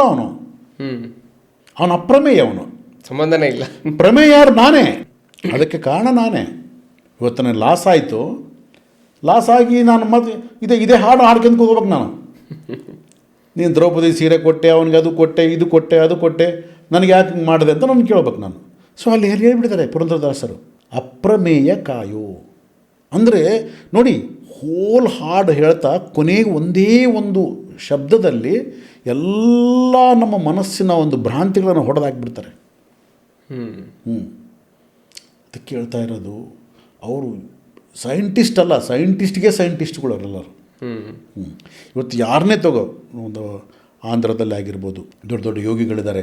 ವೇಮನ ಅಂತ, ವೇಮನರು ದೊಡ್ಡ ಮಹಾಯೋಗಿಗಳು. ಅವರ ಹೆಸರು ಮಹಾಯೋಗಿ ವೇಮನ. ಅವರ ವಚನಗಳು ಸೇಮ್ ಅದೇ ನಮ್ಮ ಸರ್ವಜ್ಞ ಮೂರ್ತಿ ವಚನ ಥರ 3 ಲೈನೇ ಇರ್ತವೆ. 3 ಲೈನ್ ಇರುತ್ತೆ. 3 ಲೈನಲ್ಲಿ ಹೋಲ್ ಲೈಫ್ ಹೇಳ್ಬಿಡ್ತಾರೆ. ಕಂಡೆನ್ಸ್ಡ್ ಎಸೆನ್ಸ್ ಅಂತ. ಕಂಡೆನ್ಸ್ಡ್ ಎಸೆನ್ಸ್ ಸೇಮ್ ಸರ್ವಜ್ಞ ಮೂರ್ತಿ ಯಾವ ರೀತಿ ಹೊಡೆಯುತ್ತೆ ಡೈರೆಕ್ಟಾಗಿ ಅಂದರೆ ಹಂಗಿರುತ್ತೆ. ನಮ್ಮ ಶಿಶುನಾಳ ಶರೀಫರು ತಗೊಳ್ಳಿ, ಅವ್ರದ್ದು ಹೆಂಗಿರುತ್ತೆ. ಒಬ್ಬ ಸಂತ, ಶರಣ, ಯೋಗಿ ಏನೇ ಇರ್ಬೋದು, ಅವರೆಲ್ಲರೂ ಸತ್ಯವನ್ನು ಮಾತ್ರ ನೋಡಿದ್ದಾರೆ. ಆದ ಕಾರಣ ಸತ್ಯದ ಜೊತೆಗಿರುತ್ತೆ ಅವ್ರದ್ದೆಲ್ಲ ಎಸೆನ್ಸು, ಸತ್ಯವನ್ನು ಇಟ್ಕೊಂಡೇ ಇರುತ್ತೆ. ಅಲ್ಲಿ ಸೆಂಟ್ರಲ್ ನೋಡಿದಾಗ ಸತ್ಯ ಇರುತ್ತೆ. ಆದ ಕಾರಣ ನಾನು ಇವಾಗ ಯಾರ್ಯಾರು ಭಿನ್ನವಾಗಿ ಕಾಣೋದಿಲ್ಲ, ಹೇಳಿರೋ ರೀತಿ ಭಿನ್ನವಾಗಿದ್ದಾವೆ ಹೊರತು, ಬಟ್ ಅದು ಇರೋ ರೀತಿ ಒಂದೇ. ರಿಯಾಲಿಟಿ ಎಂಡು ಅದು ಅದೇ ಅಲ್ಲ, ಸತ್ಯವನ್ನು ಇಟ್ಕೊಂಡೇ ಮಾತಾಡಿರ್ತಾರೆ. ಆದ ಕಾರಣ ಅವ್ರದ್ದೆಲ್ಲದು ಒಂದು. ಅದಕ್ಕಾಗಿ ಇಷ್ಟು 1000 ವರ್ಷಗಳಾದರೂ ಕೂಡ ಅವ್ರನ್ನ ಯಾಕೆ ನಾವು ಇವತ್ತು ವೇದಗಳಾಗಿರ್ಬೋದು, ಉಪನಿಷತ್ತುಗಳಾಗಿರ್ಬೋದು, ಬ್ರಹ್ಮಸೂತ್ರಗಳಾಗಿರ್ಬೋದು, ಭಗವದ್ಗೀತೆ ಆಗಿರ್ಬೋದು, ಇಷ್ಟು 1000 ವರ್ಷಗಳಾದರೂ ಕಂಟಿನ್ಯೂಟಿ ಹಾಕಿದೆ ಅಂತಂದರೆ ಅದರಲ್ಲಿ ಸತ್ಯ ಇದೆ. ಸೊ ಅದನ್ನ ಇನ್ನೂ ಎಕ್ಸ್ಪ್ಲೋರ್ ಮಾಡ್ತಾ ಇದೀವಿ ಆ್ಯಕ್ಚುಲಿ. ಹೌದೌದು. ನಮ್ಮ ಒಂದು ಜ್ಞಾನಕ್ಕೆ ತಕ್ಕಂಗೆ ಅದು ಎಕ್ಸ್ಪ್ಲೋರ್ ಆಗುತ್ತೆ. ಅದು ಎಕ್ಸ್ಪ್ಲೋರ್ ಆಗಲ್ಲ, ಅದು ಇರೋದು ಒಂದೇ. ನಮ್ಮ ಜ್ಞಾನ ಎಕ್ಸ್ಪ್ಲೋರ್ ಆದಂತೆ ಅದು ಭಿನ್ನವಾಗಿ ಕಾಣ್ತಾ ಹೋಗುತ್ತೆ ನಮಗೆ. ಅದರ ದರ್ಶನ, ಅದರ ರೂಪ ಭಿನ್ನವಾಗಿ ನಮಗೆ ಬರ್ತದೆ. ಅದಕ್ಕೆ ನೋಡಿ, ಭಗವದ್ಗೀತೆಯಲ್ಲಿ ಶ್ರೀಕೃಷ್ಣ ಪರಮಾತ್ಮ ಅರ್ಜುನನಿಗೆ ವಿಶ್ವರೂಪ ತೋರಿಸ್ತಾನೆ. ವಿಶ್ವರೂಪ ಯಾವಾಗ ಕಾಣುತ್ತೆ ಅಂತಂದರೆ ನೀನು ಬೆಳೆದಾಗ ಕಾಣುತ್ತೆ ಅದು. ನನ್ನ ಆಧ್ಯಾತ್ಮಿಕ ಪ್ರಗತಿಯಲ್ಲಿ ನಾನು ಬೆಳೀತಾ ಹೋದಂತೆ ನನಗೆ ವಿಶ್ವರೂಪ ಕಾಣುತ್ತೆ ನನಗೆ. ಓಕೆ, ಸೊ ಭಗವದ್ಗೀತೆ ಒಂದೇ, ಬಟ್ ವಿಶ್ವರೂಪ ದರ್ಶನ ಆಗೋದು ಯಾವಾಗ? ನನ್ನ ಒಂದು ಎಲಿವೇಶನ್ ಆದಾಗ, ನಾನು ಆಧ್ಯಾತ್ಮಿಕದಲ್ಲಿ ಬೆಳೆದಾಗ. ಸೊ ಆಧ್ಯಾತ್ಮಿಕದ ಒಂದು ಬೆಳವಣಿಗೆಗೆ ನಮ್ಮ ಈ ಧ್ಯಾನ ಹೇಗೆ ಸಹಕಾರಿಯಾಗುತ್ತೆ ಅಂತಂದರೆ, ಧ್ಯಾನದಲ್ಲಿ ನಾವು ಮಾಡ್ತಕ್ಕಂಥ ಕ್ರಿಯೆ ಏನು? ನಾವು ಉಸಿರಿನ ಕಡೆ ಗಮನ ಅಬ್ಸರ್ವ್. ಉಸಿರು ಇನ್ನೊಂದು ಅಲ್ಲ, observe is the main key of the meditation. Observation is the main key of our meditation. ಹೌದಾ? ಸೊ ಅಬ್ಸರ್ವೇಷನ್ ಇಂಪಾರ್ಟೆಂಟ್ ಅಲ್ಲಿ. ನೀನು ಯಾವುದನ್ನು ಮಾಡ್ತೀಯ ಅಂತಲ್ಲ, ನೀನು ಉಸಿರಿನ ಕಡೆ ಮಾಡ್ತೀಯಾ ಅದು ಅಬ್ಸರ್ವೇಷನ್ನೇ, ನೀನು ಥಾಟ್ ಕಡೆ ಮಾಡ್ತೀಯಾ ಅದು ಅಬ್ಸರ್ವೇಷನ್ನೇ, ಒಂದು ಮ್ಯೂಸಿಕ್ನ ಕಡೆ ಮಾಡ್ತೀಯಾ ಅದು ಅಬ್ಸರ್ವೇಷನ್ನೇ. ಯಾವುದೇ ಮಾಡಿ ಅಬ್ಸರ್ವೇಷನ್ ಈಸ್ ಇಂಪಾರ್ಟೆಂಟ್. ಸೊ ಅಬ್ಸರ್ವೇಷನ್ನು ನೀನು ಕುತ್ಕೊಂಡಿರ್ತಕ್ಕಂಥ 1 ಗಂಟೆನೋ ಅರ್ಧ ಗಂಟೆನೋ ಅಬ್ಸರ್ವೇಷನ್ ಮಾಡ್ತಾ ಇದೆಯಾ, ಅಲ್ಲಿಂದ ಹೊರಗೆ ಬಂದಾಗ ಲೈಫ್ನ ಅಬ್ಸರ್ವ್ ಮಾಡ್ತಾ ಇದೆಯಾ, that is the main key. ನಾವೇನು ಮಾಡ್ತಾ ಇದ್ದೀವಿ ಇವತ್ತು? ಪೂಜೆ ಅಂತೀವಿ. ಪೂಜೆಯಲ್ಲಿ ಏನು ಮಾಡ್ತೀವಿ ನಾವು ದೀಪ. ಪೂಜೆ ಅಂದರೆ ಪ್ರೆಸೆಂಟ್ನೆಸ್. ಕರೆಕ್ಟ್. ಪೂಜೆ ಅಂದರೆ ಶೂನ್ಯ. ನಮ್ಮವರು ಹಿಂದೆ ಹೇಳಿಸ್ತಾ ಇದ್ರು, ಪೂಜೆ 1 2 3 4 ಅಂತ. ಪೂಜೆ ಅಂದರೆ ಶೂನ್ಯ. ಸೊ ಶೂನ್ಯ ಅಂದ್ರೇನು? ಪ್ರೆಸೆಂಟ್. ಶೂನ್ಯ ಅಂದರೆ ಏನಲ್ಲ, ಪ್ರೆಸೆಂಟ್ ಅದು. ಸೊ ನಾವು ಪೂಜೆ ಮಾಡಬೇಕಾದ್ರೆ ಪ್ರೆಸೆಂಟಲ್ಲಿ ಇರ್ತೀವಿ. ಅಂದ್ರೇನು? ನಮಗೆ ಫ್ಯೂಚರು ಬೇಕಾಗಿರಲ್ಲ, ಪಾಸ್ಟ್ ಬೇಕಾಗಿರಲ್ಲ, ಪ್ರೆಸೆಂಟಲ್ಲಿ ಇರ್ತೀವಿ. ಸೊ ಆ ಪ್ರೆಸೆಂಟ್ನಲ್ಲಿರೋದನ್ನು ನಾವು ಅಲ್ಲಿ ಅಭ್ಯಾಸ ಮಾಡಿಕೊಂಡು, ಆ ಪೂಜೆ ಆದಮೇಲೆ 10 ನಿಮಿಷ ಪೂಜೆ ಆದರೆ ಇನ್ನು ಬಾಕಿ ಉಳಿದ 23 ಗಂಟೆ 50 ನಿಮಿಷ ಪ್ರೆಸೆಂಟ್ನಲ್ಲಿರೋದನ್ನು ನಾವು ಅಭ್ಯಾಸ ಮಾಡಬೇಕು. ಅದು ಪೂಜೆಯ ಉದ್ದೇಶ. ಧ್ಯಾನದ ಉದ್ದೇಶ ಏನು? ಅಬ್ಸರ್ವೇಷನ್. ನೀನು ಅರ್ಧ ಗಂಟೆ ಮಾಡ್ತೀಯಾ, 1 ಗಂಟೆ ಮಾಡ್ತೀಯಾ ಧ್ಯಾನನ, ಅಷ್ಟು ಮಾಡಿದ್ರೆ ಮಿಕ್ಕಿದ 23 ತಾಸು ಅಬ್ಸರ್ವೇಷನ್ ಮಾಡಬೇಕು. ಯಾವುದನ್ನು ಅಬ್ಸರ್ವ್ ಮಾಡ್ತೀಯಾ? ನನ್ನನ್ನು ನಾನು ಅಬ್ಸರ್ವ್ ಮಾಡಬೇಕು. ನನ್ನ ಥಾಟ್ಸ್ ಯಾವ ರೀತಿ ಇದೆ, ನನ್ನನ್ನು ನಾನು ಅಬ್ಸರ್ವ್ ಮಾಡಿದಾಗ ನನಗೆ ಪ್ರಪಂಚ ಹೇಗೆ ಕಾಣಿಸುತ್ತೆ ಗೊತ್ತಾಗುತ್ತೆ. ನಾನು ಹರೀಶ್ ಹತ್ರ ಕೂತ್ಕೊಂಡಾಗ ಹರೀಶ್ ಭಾಳ ಹಂಗೆ ಮಾತಾಡ್ಬಿಟ್ಟು ಹರೀಶ್ ಎದ್ದೋದ ತಕ್ಷಣ ನಾನು ಬೈತಾ ಇದ್ದೀನಿ ಅಂತಂದರೆ ಯಾರನ್ನ ಅಬ್ಸರ್ವ್ ಮಾಡಬೇಕು? ನನ್ನನ್ನು ಅಬ್ಸರ್ವ್ ಮಾಡಬೇಕು. ಹರೀಶ್ ಎದುರಿಗಿದ್ದಾಗ ಹರೀಶ್ನ ಹೊಗಳಿದೆ ನೀನು, ಹರೀಶ್ ಹೋದ ತಕ್ಷಣ ಹರೀಶ್ನ ಬೈದೆ ನೀನು, ಅಂದರೆ ದೋಷ ಹರೀಶ್ನಲ್ಲ, ನಿನ್ನಲ್ಲ, ನನ್ನಲ್ಲೇ. ಅಂದರೆ ಇದನ್ನು ನಾವು ನಮ್ಮಲ್ಲಿ ಆಗ್ತಕ್ಕಂಥ ಒಂದು ಪ್ರೊಸೆಸ್ಸು, ನಮ್ಮ ಮೈಂಡಲ್ಲಿ ಆಗ್ತಕ್ಕಂಥದ್ದು, ಅದು ಥಾಟ್ ಅಬ್ಸರ್ವೇಷನ್ ಅಂತಲೇ ಕರಿಬೋದು. ಆ್ಯಕ್ಚುಲಿ ಥಾಟ್ ಅಬ್ಸರ್ವೇಷನ್ ಅಂದ್ಕೊಂಡ್ರೂ ಒಂದೇ, ನಿನ್ನ ಲೈಫ್ ಅಬ್ಸರ್ವೇಷನ್ ಅಂದ್ಕೊಂಡ್ರೂ ಒಂದೇ, ನೀನು ಅಬ್ಸರ್ವ್ ಮಾಡ್ತೇವೆ ಅಂದ್ರೂ ಒಂದೇ, ಅಬ್ಸರ್ವ್ ಯುವರ್ ಸೆಲ್ಫ್ ಅಂದ್ರೂ ಒಂದೇ. ಸೊ ಅದು ಒಂದೇ. ಆದ ಕಾರಣ ಪ್ರಪಂಚವನ್ನು ನಾವು ಅಬ್ಸರ್ವ್ ಮಾಡೋದು ಬೇಕಾಗಿಲ್ಲ, ನನ್ನನ್ನು ನಾನು ಅಬ್ಸರ್ವ್ ಮಾಡಬೇಕು. ನಾನು ಮಹಾ ಕಳ್ಳ, ನಾನು ಪಕ್ಕಾ 420 ಅಂತಾರಲ್ಲ, ಪಕ್ಕಾ 420 ನಾನು. ಸೊ ಆ ಒಂದು ಗುಣ ಈ 420 ಕಳ್ಳನ್ನು ಯಾರು ಕಂಡುಹಿಡಬೇಕು? ನನ್ನಲ್ಲೇ ಪೊಲೀಸ್ ಇದ್ದಾನೆ. ಪೊಲೀಸಿಂಗ್ ಅನ್ನೋದು ನನ್ನಲ್ಲಿದೆ. ಈಗ ಅವನು ಕಳ್ಳ ನನ್ನ ಹತ್ರ ಇದ್ದಾನೆ, ಪೊಲೀಸು ನನ್ನ ಹತ್ರ ಇದ್ದಾನೆ. ಈಗ ನಾನೇನು ಮಾಡಿದ್ದೀನಿ? ಪೊಲೀಸರಿಗೆ ಲಂಚ ಕೊಟ್ಬಿಟ್ಟು ಕುದಿಸ್ಬಿಟ್ಟಿದ್ದೀನಿ. ನಾನೇನು ಮಾಡಿದ್ರೆ ಕೂಡ ನೀವು ನಮ್ಮನ್ನ ಕೇಳಬಾರ್ದು ಅಂತ.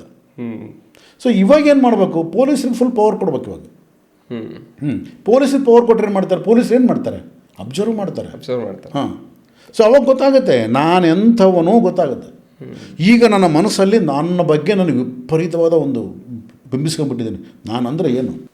ಯಾರು ನಾನು ಯಾರು? ನಾನಂದರೆ ಎಂಥವನು? ನನ್ನ ಹೆಸರೇನು? ನಾನಂದರೆ ರಾಜ್ಯ ಗಡಗಡ ನರಗಿಸ್ತೀನಿ. ನನಗೆ ಮುಖ್ಯಮಂತ್ರಿ ಬೇಕು ಅಂದರೆ ಬೇಕು, ನನಗೆ ಪ್ರಧಾನಮಂತ್ರಿ ಬೇಕು ಅಂದರೆ ಬೇಕು, ನಾನು MLA ಆಗಬೇಕು ಅಂದರೆ ಆಗಬೇಕು, ಮಿನಿಸ್ಟರ್ ಆಗಬೇಕು ಅಂದರೆ ಆಗಬೇಕು, ಅದು ಬೇಕು, ಇದು ಬೇಕು, ಇದು ಬೇಕು, ಅದು ಬೇಕು. ನಾನು ಅಬ್ಸರ್ವೇಷನ್ ಸ್ಟಾರ್ಟ್ ಆದಾಗ ನನಗೆ ಯೂನಿವರ್ಸ್ ಕನೆಕ್ಟ್ ಆಗುತ್ತೆ. ಯೂನಿವರ್ಸ್ಗೆ ನನಗೆ ನೋಡಿಕೊಂಡಾಗ ನನಗೆ ಗೊತ್ತಾಗುತ್ತೆ ನಾನು ಸ್ಪೆಕ್ ಆಫ್ ಡಸ್ಟ್. ಋಗ್ವೇದದಲ್ಲಿ ಹೇಳ್ತಾರೆ, ಈ ಸೋಲಾರ್ ಸಿಸ್ಟಮ್ ಅಂತ ಏನಿದೆ ಅಲ್ಲ, ಅದು ಇದ್ದಕ್ಕಿದ್ದಂಗೆ ಪಟ್ಟಂತ ಮಾಯ ಆಯ್ತಂತ ಅಂದ್ಕೊಂಡ್ರೆ ಯೂನಿವರ್ಸ್ ಏನು ಅನಿಸೋದೇ ಇಲ್ಲಂತೆ. ಸುಮ್ಮನೆ ಒಂದು ಸೊಳ್ಳೆ ಕಡ್ದ ಹಿಂಗೆ ಹೊಡ್ಕೊಂಡಂಗೆ ನಾವು. ಇಡೀ ಸೋಲಾರ್ ಸಿಸ್ಟಮ್ಮು ಡಿಸಪಿಯರ್ ಆದರೆ ಯೂನಿವರ್ಸಿಗೆ ಏನೂ ಆಗಲ್ಲ ಅಂತ ಹೇಳ್ತಾನೆ ಋಗ್ವೇದ ಹೇಳುತ್ತೆ. ಹಾಂ, ಅದಕ್ಕೋಸ್ಕರ ಋಗ್ವೇದ ಅದು ಹೇಳ್ಬಿಟ್ಟು ಏನಂತ ಹೇಳುತ್ತೆ, ನಿನ್ನನ್ನು ನೀನು ನೋಡ್ಕೋ. ಸೋಲಾರ್ ಸಿಸ್ಟಮ್ ಡಿಸಪಿಯರ್ ಆದರೆ ಯೂನಿವರ್ಸ್ಗೆ ಏನಾಗಲ್ಲ ಅಂತಂದರೆ ನೀನು ಯಾವನು? Who are you? ಆಗ ನನಗೆ ಗೊತ್ತಾಗುತ್ತೆ ನಾನೇನು ಬಿಂಬಿಸಿಕೊಂಡಿದ್ದೆ, ನಾನಂಥವನು, ನಾನೆಂಥವನು, ನನ್ನ ಕತೆ ಏನು, ನನ್ನ ಬಿಸ್ನೆಸ್ ಏನು, ನಾನು ಎಷ್ಟು ಸಂಪಾದನೆ ಮಾಡಿದ್ದೀನಿ, ಯಾವ ರೀತಿ ಇದ್ದೀನಿ, ನನ್ನ ಸಮಾಜ ಯಾವ ರೀತಿ ನಾನು ನೋಡ್ಬೇಕು, ನನ್ನ ನೇಮ್ ಏನು, ಫೇಮ್ ಏನು, ನಾನು ಅಲ್ಲಿ ಕರಿಬೇಕು, ಮೈಕ್ ಕೊಡಬೇಕು, ನಾನು ಮಾತಾಡಬೇಕು. ಪ್ರೆಸ್ಟೀಜ್. ಅಯ್ಯೋ ನೀನು ಯಾವನೋ? ನೀನು ಎಷ್ಟರೋನು?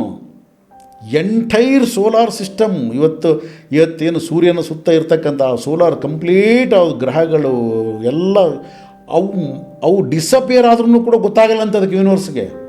ಅಂದರೆ ನನ್ನ ಅದರಲ್ಲಿ ಮೈನ್ಯೂಟ್ ಕಾಣದೇ ಇರ್ತಕ್ಕಂಥ ಅದು ಸ್ಪೆಕ್ ಆಫ್ ಡಸ್ಟ್ ಅಂತ ನಾನು ಅನ್ಬೇಕೇ ಹೊರತು even it is not consider as A dust also.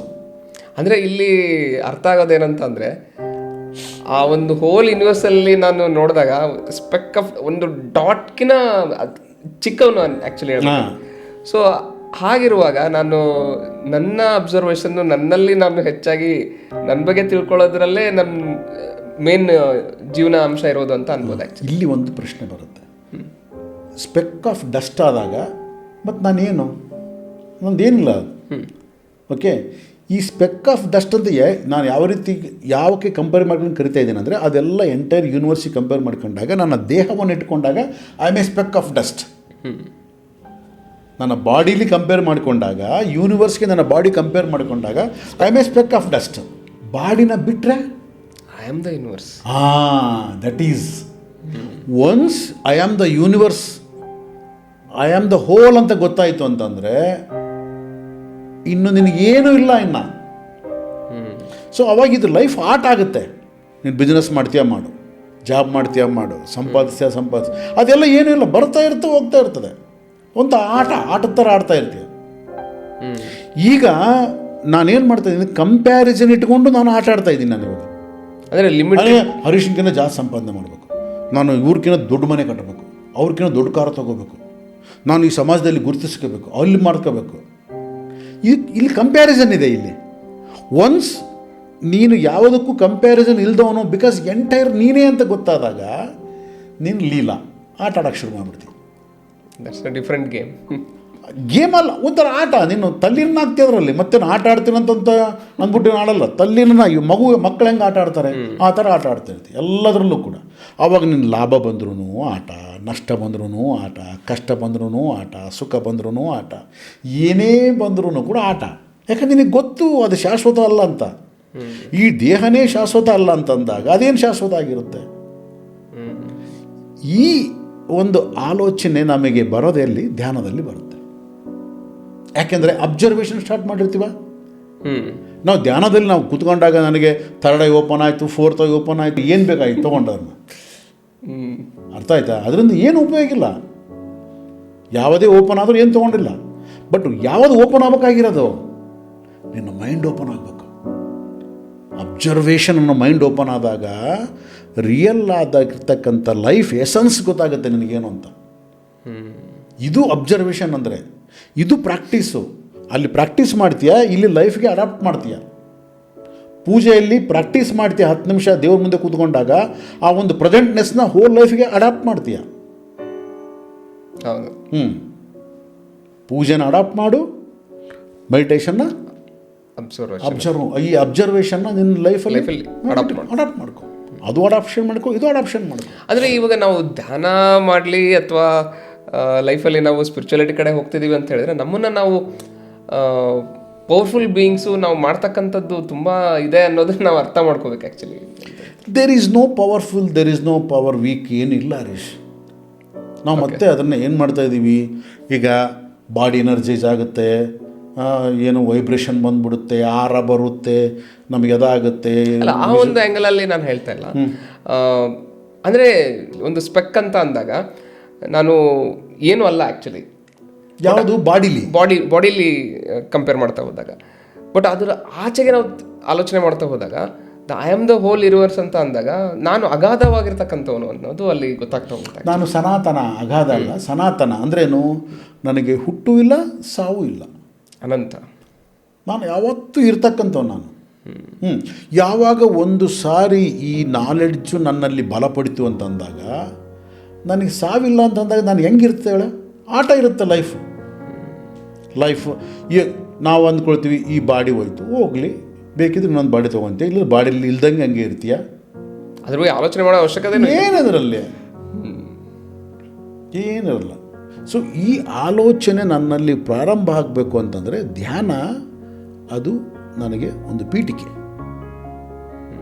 But ಕೇವಲ ಧ್ಯಾನ ಮಾಡೋದು, ನಾನು 1 ಗಂಟೆ ಮಾಡಿದೆ, 2 ಗಂಟೆ ಮಾಡಿದೆ, ರಾತ್ರಿಯೆಲ್ಲ ಧ್ಯಾನ ಮಾಡಿದೆ, ಹುಣ್ಣಿಮೆ ಧ್ಯಾನ ಮಾಡಿದೆ, ಆ ಧ್ಯಾನ ಮಾಡಿದೆ, ಈ ಧ್ಯಾನ ಮಾಡಿದೆ, ಏನೇ ಮಾಡಿದರೂ ಕೂಡ ನೀನು ಒಂದು ವರ್ಷದ ಕೆಳಗೆ ಹೇಗಿದ್ದೋ ಇವತ್ತು ಹಾಗೇ ಇದೆಯಾ, ಇನ್ನೊಂದು ವರ್ಷ ಆದ್ರೂ ಹಾಗೇ ಇರ್ತೀಯ, ಅದೇ ಆಲೋಚನೆ ಮಾಡ್ತೀಯ, ಅದೇ ಮಾತಾಡ್ತೀಯ ಅಂತಂದರೆ ಏನೂ ಇಲ್ಲ. ಎಲ್ಲಿ ಹಾಕಿರ್ತಕ್ಕಂಥ ಕಂಬಳಿ ಅಲ್ಲೇ ಇದೆ, ಎಲ್ಲಿಗೂ ಹೋಗಿಲ್ಲ. ಗಾಣದ ಕಟ್ಟದ ಎತ್ತು ಬೆಳಗ್ಗೆಯಿಂದ ಸಾಯಂಕಾಲ ತನಕ ತಿರುಗಿದ್ರೆ ಎಷ್ಟೋ ಕಿಲೋಮೀಟ್ರ್ ತಿರುಗಿರುತ್ತಂತೆ, ಬಟ್ ಅಲ್ಲೇ ಇರುತ್ತೆ. ನಾವು ಅಲ್ಲೇ ಇರ್ತೀವಿ. ನನಗೆ ಇದು ಅರ್ಥ ಆಗ್ತಾ ಬಂತು. ಧ್ಯಾನ ಅಂತಂದರೆ ನಾನು ಯಾವುದಕ್ಕೋಸ್ಕರ ಮಾಡೋದು ಬೇಕಾಗಿಲ್ಲ, it is my own observation. ಪೂಜೆ ಅಂದರೆ ನಾನು ಯಾವುದಕ್ಕೋಸ್ಕರ ಮಾಡೋದು ಬೇಕಿಲ್ಲ, it is my own present. So ನಾನು ಹೇಗಿರಬೇಕು, ಇವತ್ತಿಗೂ ನಾನೇನು ಪರ್ಫೆಕ್ಟಾಗಿ ನಾನು ಎಲ್ಲ ಅಬ್ಸರ್ವೇಷನ್ ಮಾಡ್ತಾಯಿದ್ದೀನಿ, ಪ್ರೆಸೆಂಟಲ್ಲಿದ್ದೀನಿ ಅಂತಲ್ಲ. ಒಂದು ವೇಳೆ ಆಗಾಗ ಹೊರಗಡೆ ಹೋದರೂ ಮತ್ತೆ ಒಳಗಡೆ ಬರ್ತೀನಿ, ಹೊರಗಡೆ ಹೋದರೂ ಒಳಗಡೆ ಬರ್ತೀನಿ. ಬಟ್ ಇದು ಅಭ್ಯಾಸ ನಡೀತಾ ಇದೆ. ಬಟ್ ಒನ್ನಾನದರಡೆ ಇದು ಹೋಗಿ ಬಂದು ಹೋಗಿ ಬಂದು ಹೋಗಿ ಬಂದು ಹೋಗಿ ಬಂದು ಕೂತ್ಕೊಂಡ್ಬಿಡುತ್ತೆ ಒಂದು ಕಡೆ.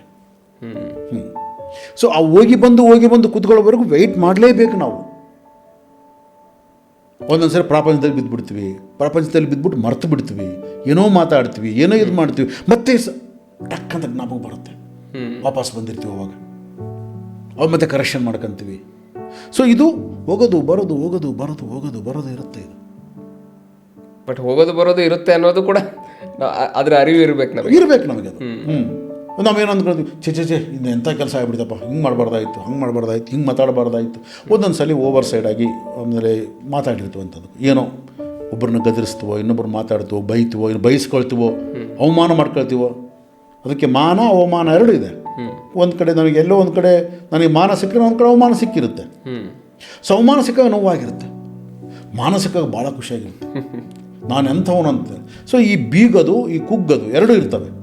ಇದನ್ನು ನಾವು ಹೋಗಿರ್ತೀವಿ ಅಲ್ಲಿಗೆ, ಮತ್ತೆ ವಾಪಸ್ ಬರ್ಬೇಕು, ಮತ್ತೆ ಹೋಗೋದು, ಮತ್ತೆ ವಾಪಸ್ ಬರೋದು. ಸೊ ಇದು ನಡೆಯುತ್ತೆ, ಇದು ಘರ್ಷಣೆ ಆಗುತ್ತೆ. ಸೊ ಈ ಘರ್ಷಣೆಗಳೆಲ್ಲ ಮುಗಿಬೇಕು, ಇದಕ್ಕೊಂದು ಟೈಮ್ ಬರುತ್ತೆ ಅದಕ್ಕೆ. But we are on the track. ನಾವು ಆ ಟ್ರ್ಯಾಕಲ್ಲಿದ್ದಾಗ ಮಾತ್ರ ಈ ಫ್ರಿಕ್ಷನ್ಸ್ ನೋಡ್ತೀವಿ ನಾವು. ಫ್ರಿಕ್ಷನೇ ಇರಬಾರ್ದು, ನಾನು ಯಾವತ್ತೂ ಕರೆಕ್ಟ್ ಇಲ್ಲ, ಅದು ಸತ್ತೋರಿಗೆ ಮಾತ್ರ ಅದು. ನಾವು ಬದುಕಿದ್ದೀವಿ, ಉಸಿರಾಡ್ತಾ ಇದ್ದೀವಿ, ಜೀವಂತವಾಗಿದ್ವಿ, ಈ ಫ್ರಿಕ್ಷನ್ ಇದ್ದೇ ಇರುತ್ತೆ. ಈ ಫ್ರಿಕ್ಷನಲ್ಲೇ ಬದುಕ್ತೀವಿ, ಫ್ರಿಕ್ಷನಲ್ಲೇ ಇರ್ತೀವಿ. ಬಟ್ ಒನ್ನಾನದರಡೆ ಆ ಫ್ರಿಕ್ಷನ್ ಅನ್ನೋದು ಹೋಗಿ ಒಂದು ಕಡೆ ಕೂತ್ಕೊಂಡ್ಬಿಡುತ್ತೆ.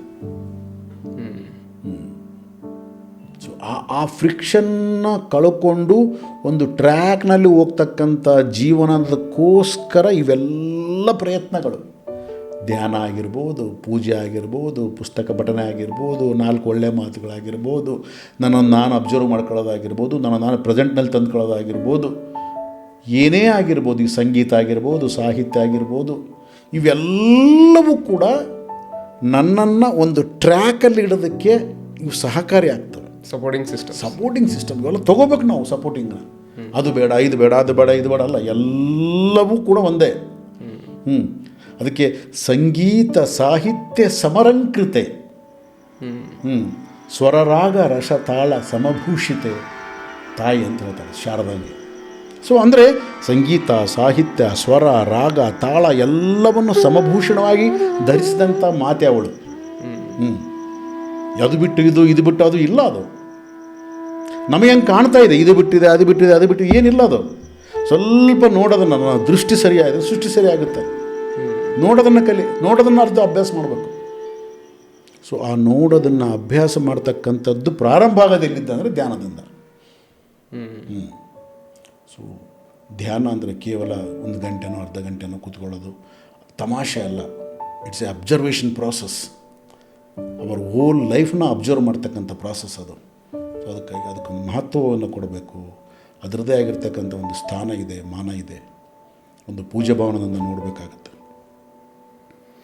ಸೊ ಹಾಗಾಗಿ ಈ ಒಂದು ಎಪಿಸೋಡಿಂದ, ಕಳೆದ ಎಪಿಸೋಡು ಮತ್ತು ಈ ಎಪಿಸೋಡಿಂದ ತಿಳ್ಕೊಂಡಿದ್ದೇನಪ್ಪ ಅಂತಂದರೆ, ನಾವು ಸರ್ ಹೇಳ್ತಾ ಹೋದರು, ಧ್ಯಾನ ಕೇವಲ 1 ಗಂಟೆಯಲ್ಲಿ ಮಾಡಿಬಿಟ್ಟು ನಾನು ಧ್ಯಾನ ಮಾಡಿದೆ ಅಂತ ಹೇಳ್ಬಿಟ್ಟು ಆ ಒಂದು ಹ್ಯಾಲ್ಯೂಸಿನೇಷನಲ್ಲೇ ತಪ್ಪು ಕಲ್ಪನೆಗಳಲ್ಲಿ ಇರೋದನ್ನು ಬಿಟ್ಬಿಟ್ಟು ಇದು ಒಂದು ನಮ್ಮ ಲೈಫ್ ಎಕ್ಸ್ಪ್ಲೋರೇಷನ್ಗೆ ಒಂದು ಡೋರ್ವೇ ಅಂತ ಹೇಳಿ ನಾವು ಕರಿಬೋದು ಇದನ್ನು.